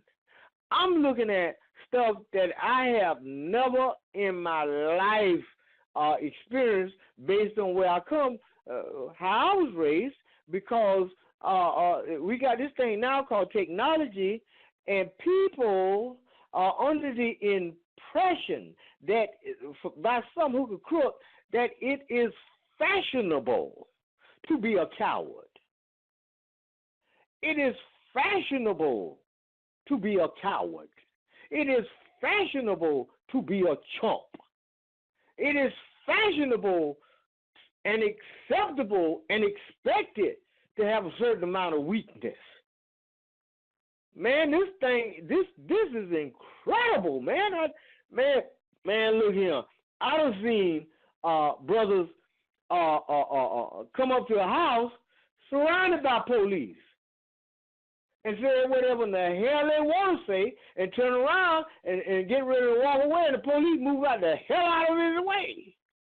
But this thing that I'm witnessing today is a phenomenon. I've seen men kick a door in and the whole door come off the hinges and step inside.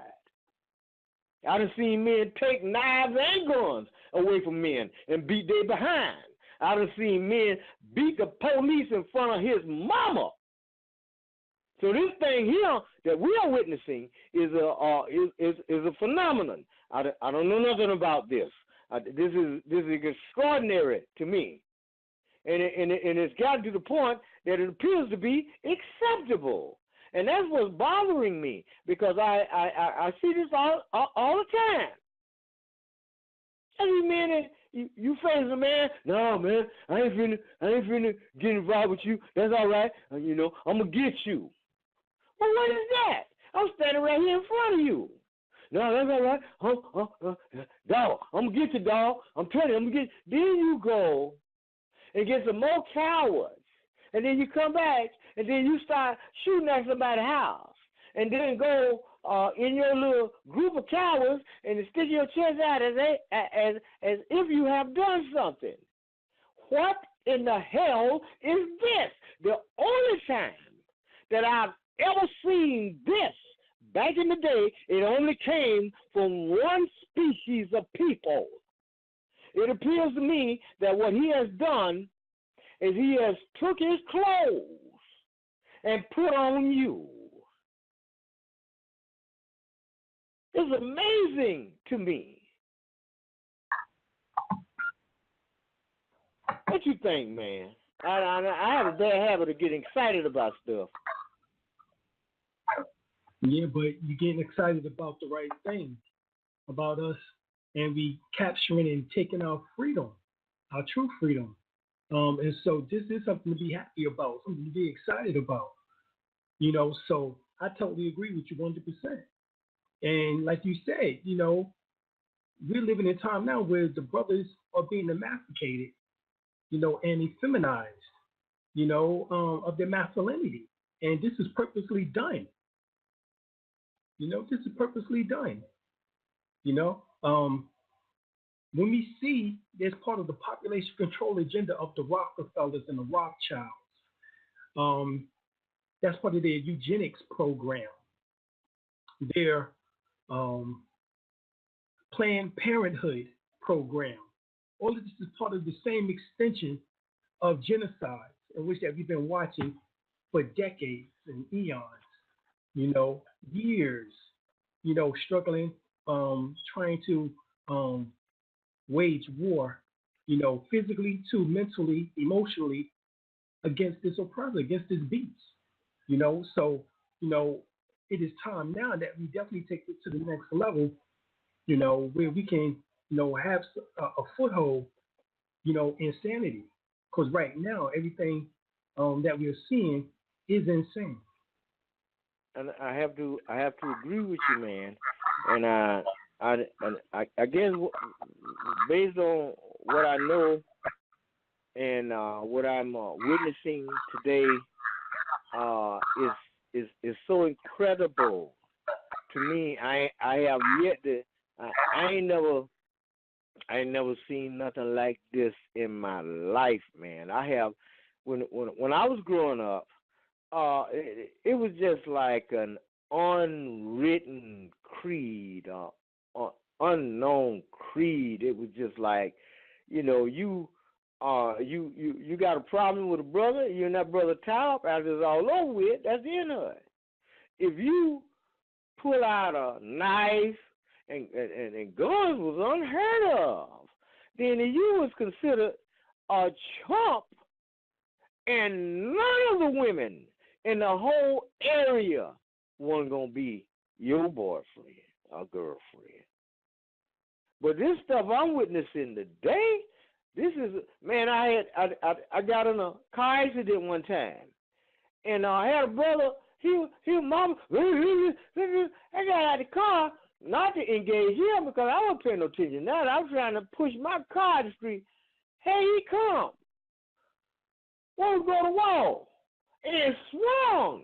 And when he did, he realized he was in a real fight. He struck out one and got another joker, and he come out with a baseball bat and swung. I took the bat. Both of them struck out running in two different directions. I was just trying to get the bat to get it out the way, man, so we can go back to the old time religion, but I ain't had nothing to work with. They were running. I said, what is this, man? Fighting. What is it? This is unbelievable. I ain't never seen nothing like this before in my life. But where I come from, man, dealing with 3 or more, or 4 or more, wasn't nothing. When it got hot, we were shaking. But this stuff here, I don't know what it is, man. Man, you got people riding by in a covered up car in the dark and shooting innocent people. What in the hell kind of stuff is this? What kind of cowardice is this, man? What is this thing?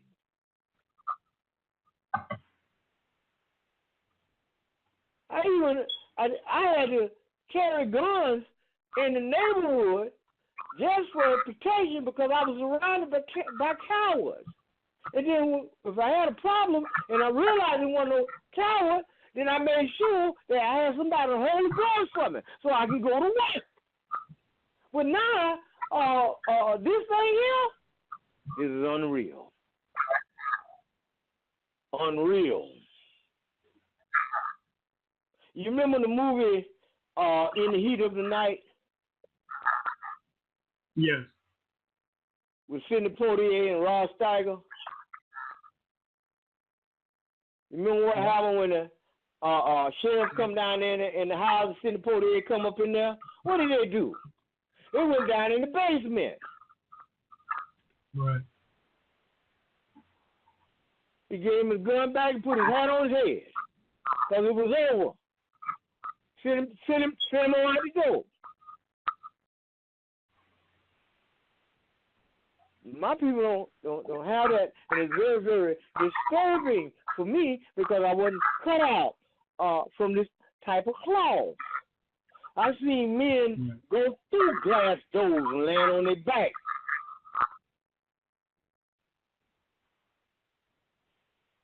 I've seen them break each other ribs with a broad, naked fist, but wasn't no guns and wasn't no knives. And when the police come, they stood back. Oh, rushing up in here. Oh, the police! You know what the hell is this right here? We don't know nothing about that. What are you talking about? But anyway, we down there.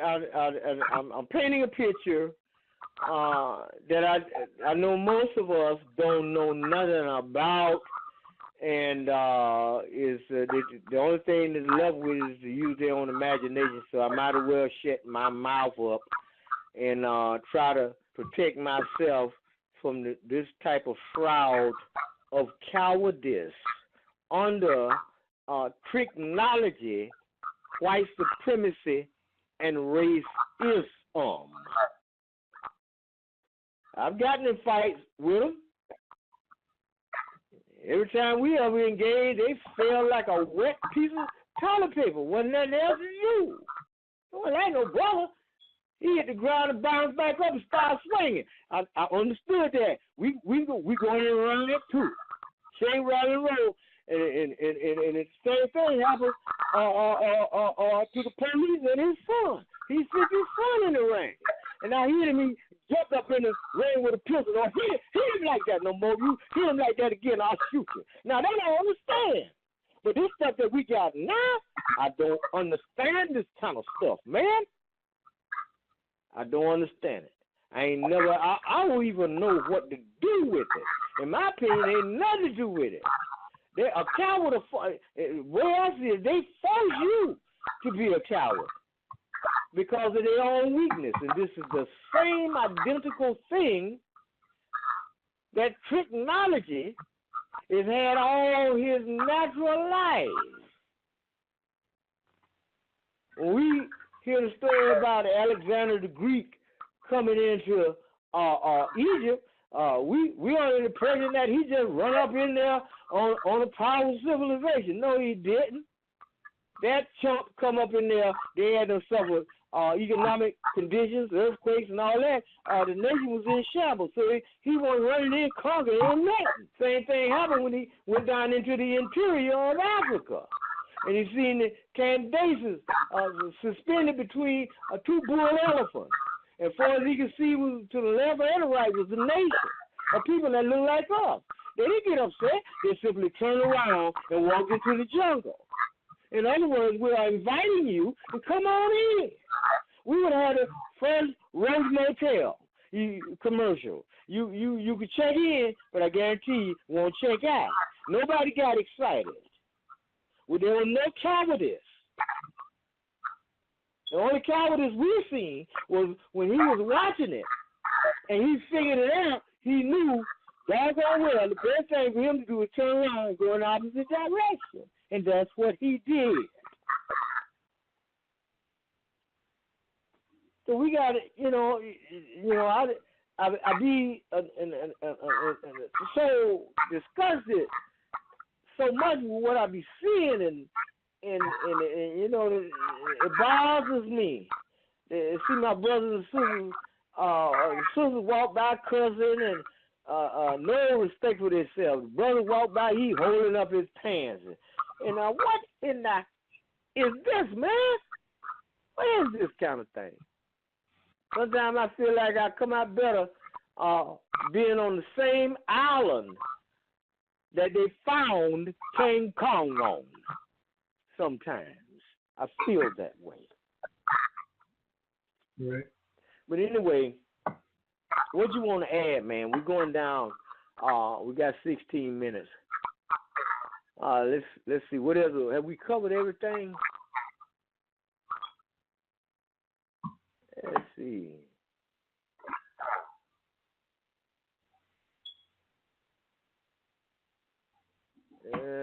What is it? Entertainment. We covered that.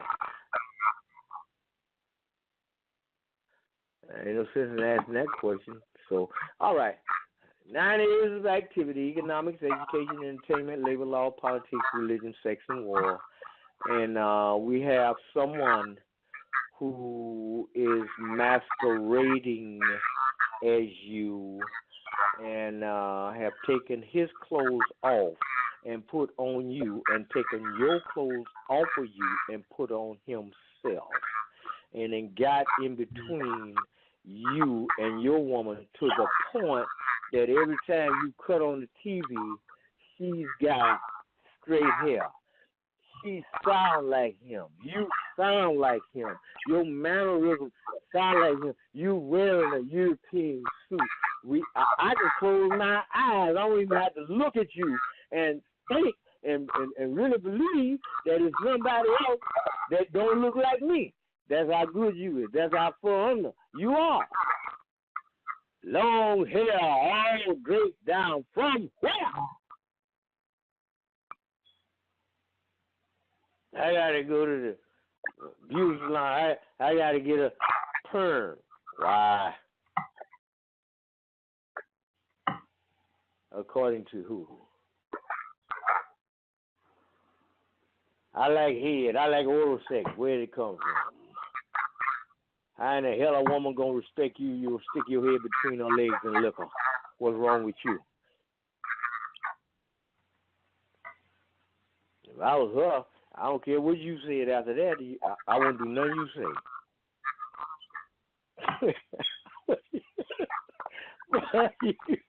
I don't want to get carried away, brother. I mean, in order for us to change, we're gonna have to face the facts.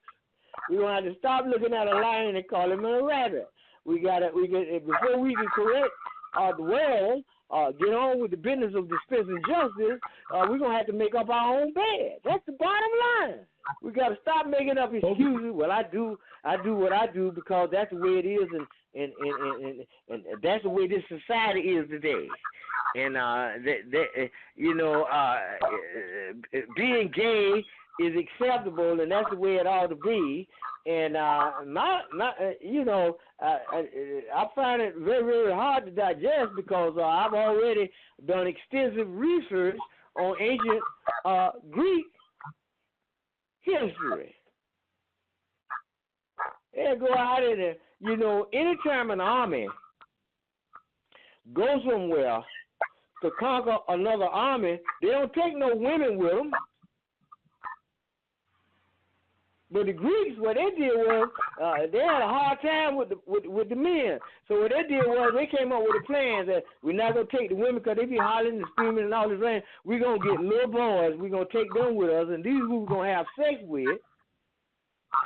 And then after we conquer somebody and pillage and murder and do all the diseases and all this right here, and we go back, then we get back with our wives. But at one time they pull that out. I was reading the Greek history. When they pull that, they come back into Greece and we're trying to get back with the women. Say, no, we don't want. Don't come over here messing with me. You go back and get them boys you been with. Don't come in here. I don't want none, and you ain't getting none. All you gotta do is read history. It's right there. Yeah, that's true. Matter of fact, we can go back to something that's been popped up too, Brother Tarhaka, about Alex Jones recently did I guess you can say a show in which that he stated that the ancient Egyptians were white. That white founded Egypt. Oh my goodness. So and what college he went to? What college he graduated from? Who? Alex Jones. I don't remember right now, but okay, that's what he. Mm-hmm. Okay. Well, I imagine in order to get the funding for the book and the movie and all this other stuff, he had to tell some lies. So I know we had the Greeks that came in and anywhere they ever went on the earth, they forced their way in somewhere. It don't matter where they went, it was by force and by conquest. But what they're trying to lead us to believe is this is the only way that it's supposed to be done. That is a lie. Because if that was true, well, how do we have thousands of natives people from other parts of the earth in the United States getting along with each other? We had little skirmishes and stuff, but none of that when he came over here. And everywhere he ever went on this earth, total pandemonium started. And you can't do nothing with him because he has albinism. That is a disease. The people start dying if they're native. They just start dying. You don't have to shoot nobody. They just start dying. In order for us to survive over here, we got to get vaccinated. If we don't, we're going to die too. Till we get oh man, it's amazing. You see what happened in Spain? The Moors introduced bathing. He turned around and outlawed bathing. That's it. When the Moors that they outlawed bathing, and then when we go over to the other part of Europe, where it was it's still not known, it's still not practiced, then we had the Black Death of Europe. Kill over 75% of the population. When he came into the Americas, the Indians started dying with tuberculosis, yellow fever, all the other diseases there. Same thing happened in Hawaii. When he went in there, 95% of the population died without him firing a shot from his disease. He wasn't killing them fast enough in Australia, so he went in the water, up in the mountains, and poisoned the water, and started killing them there. Right. This is what we're facing, and this is what we're going to have to deal with. Now, let me give us a couple of books that I want to recommend. The title of this first book is The Willie Lynch Letter. It's a little thin book. It's not that big. The Willie Lynch Letter, The Making of a Slave.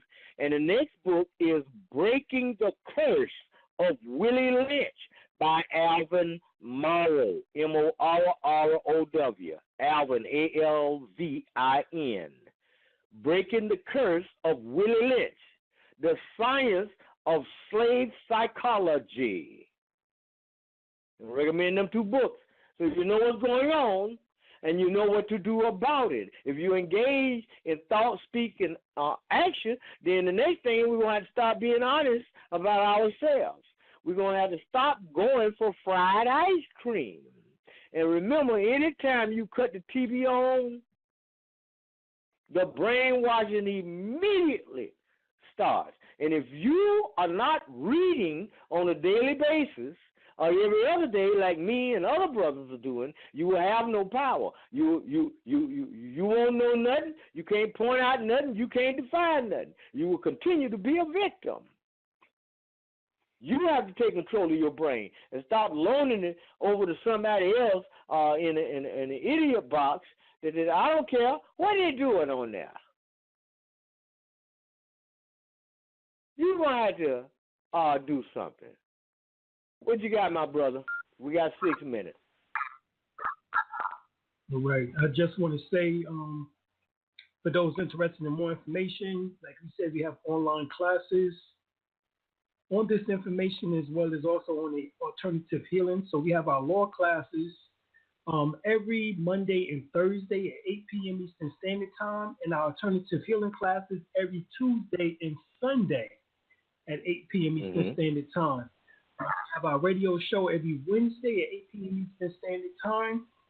And so we have also a new show with Brother Jamal, in which that he will be doing on Thursdays at 8 p.m. Eastern Standard Time.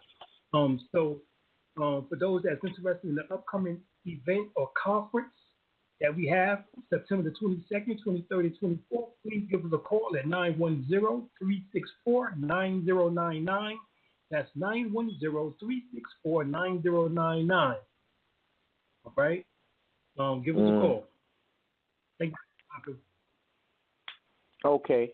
Now, as far as your closing words of wisdom to the people that are listening here tonight, what would you say that they need to start doing now in the face of what we have been talking about this evening? I know it got kind of hot up in here, but they did agree to start listening to grown folk.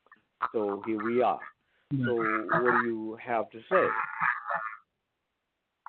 Well, based on the 9 areas in which that we went over from Dr. Nellie Fuller, Frances Quartz Wells in her ISIS papers, and like you said, United Confrontation of White Supremacy and Racism by Dr. Nellie Fuller, those 2 books in particular, we want you to definitely read and get as much information as you possibly can in order to catch up to what is really taking place globally, worldwide, and the European attempting to dominate all people of color around the planet. And like I said, I hate to use the word colored, but in this regard, all Moors around the world.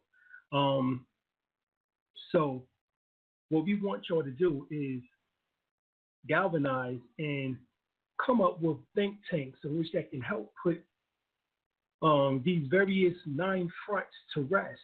These tentacles of this so-called Illuminati of the Rockefellers and the Rothschilds that have stretched globally through the World Bank, the Federal Reserve, the IMF, the International Monetary Fund, all these areas, we have to begin to start thinking at a more global level. This is how the European is and how he is going throughout the world, putting together his program, which is based, as we said earlier, on tricknology, wiping you out, taking your place, or stealing your birthright and saying that is you.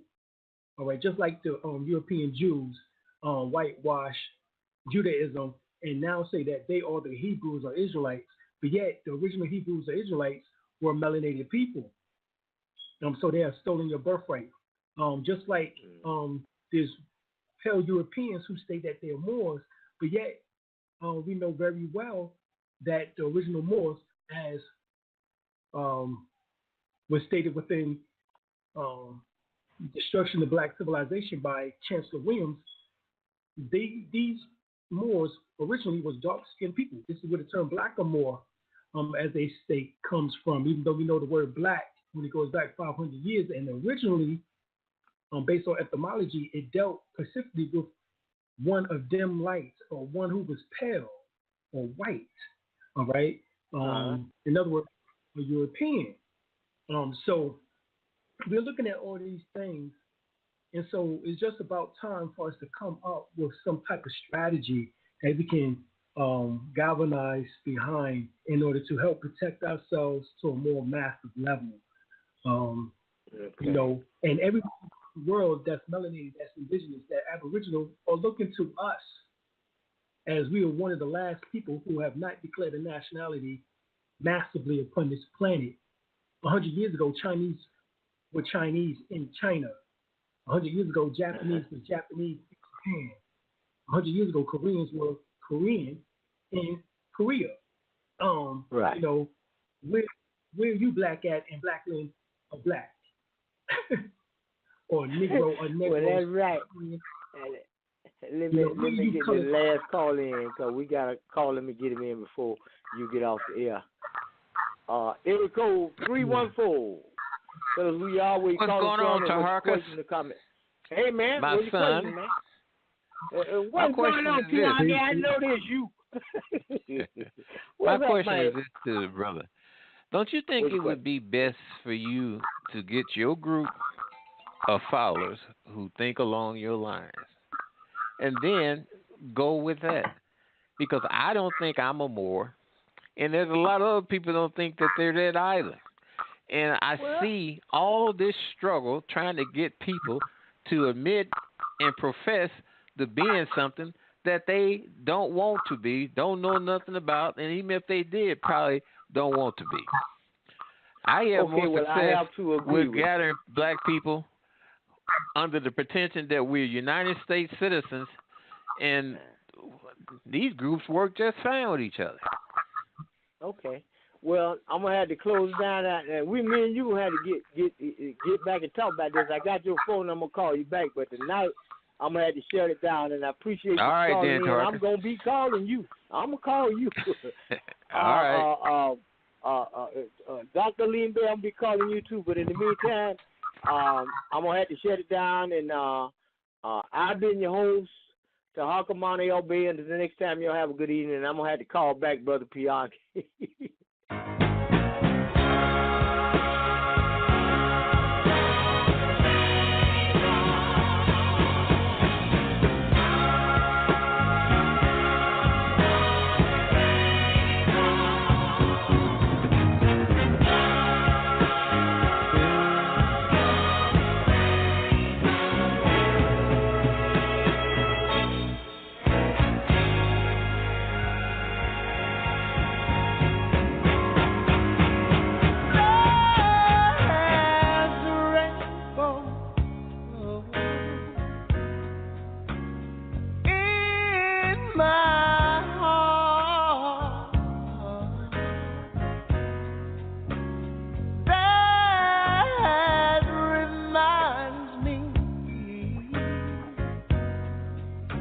Of how we parted,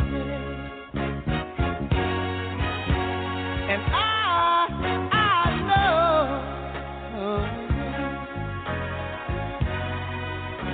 my love is gone forever, but deep down in my heart,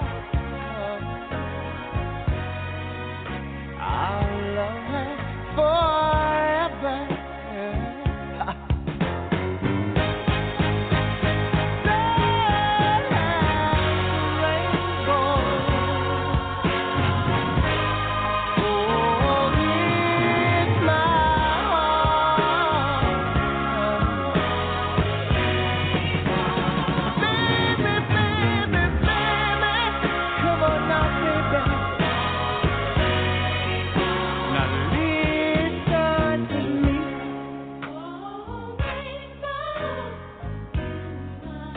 I'm down on my knees. Oh yeah, yeah, yeah, yeah.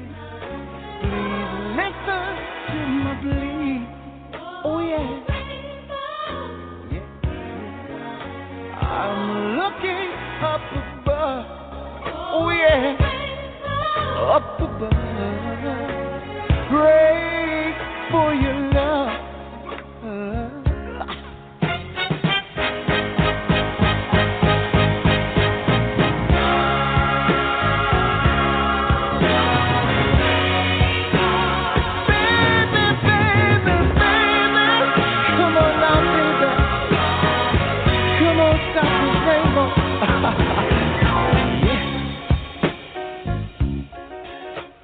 Come on now, baby,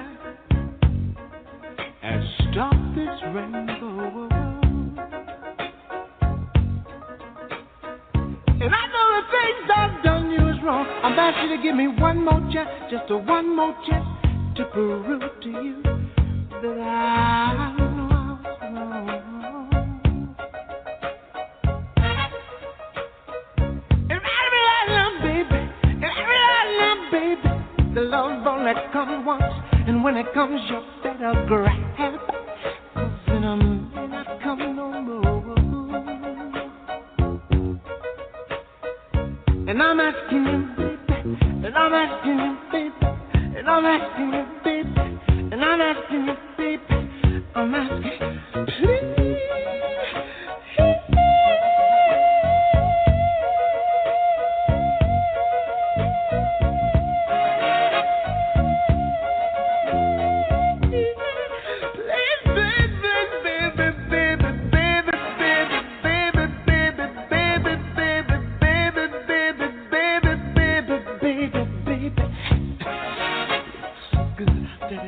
Baby,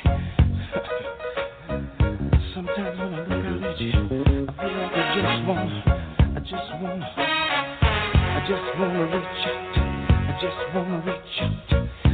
wanna reach out. I just wanna reach out. I just wanna reach out. I wanna reach out and bite. Yeah. And I just wanna ask you one thing, baby. And I just want to ask you one thing, baby. I just want to ask you one thing. I just want to ask you one thing. I just want to ask you one thing. One thing.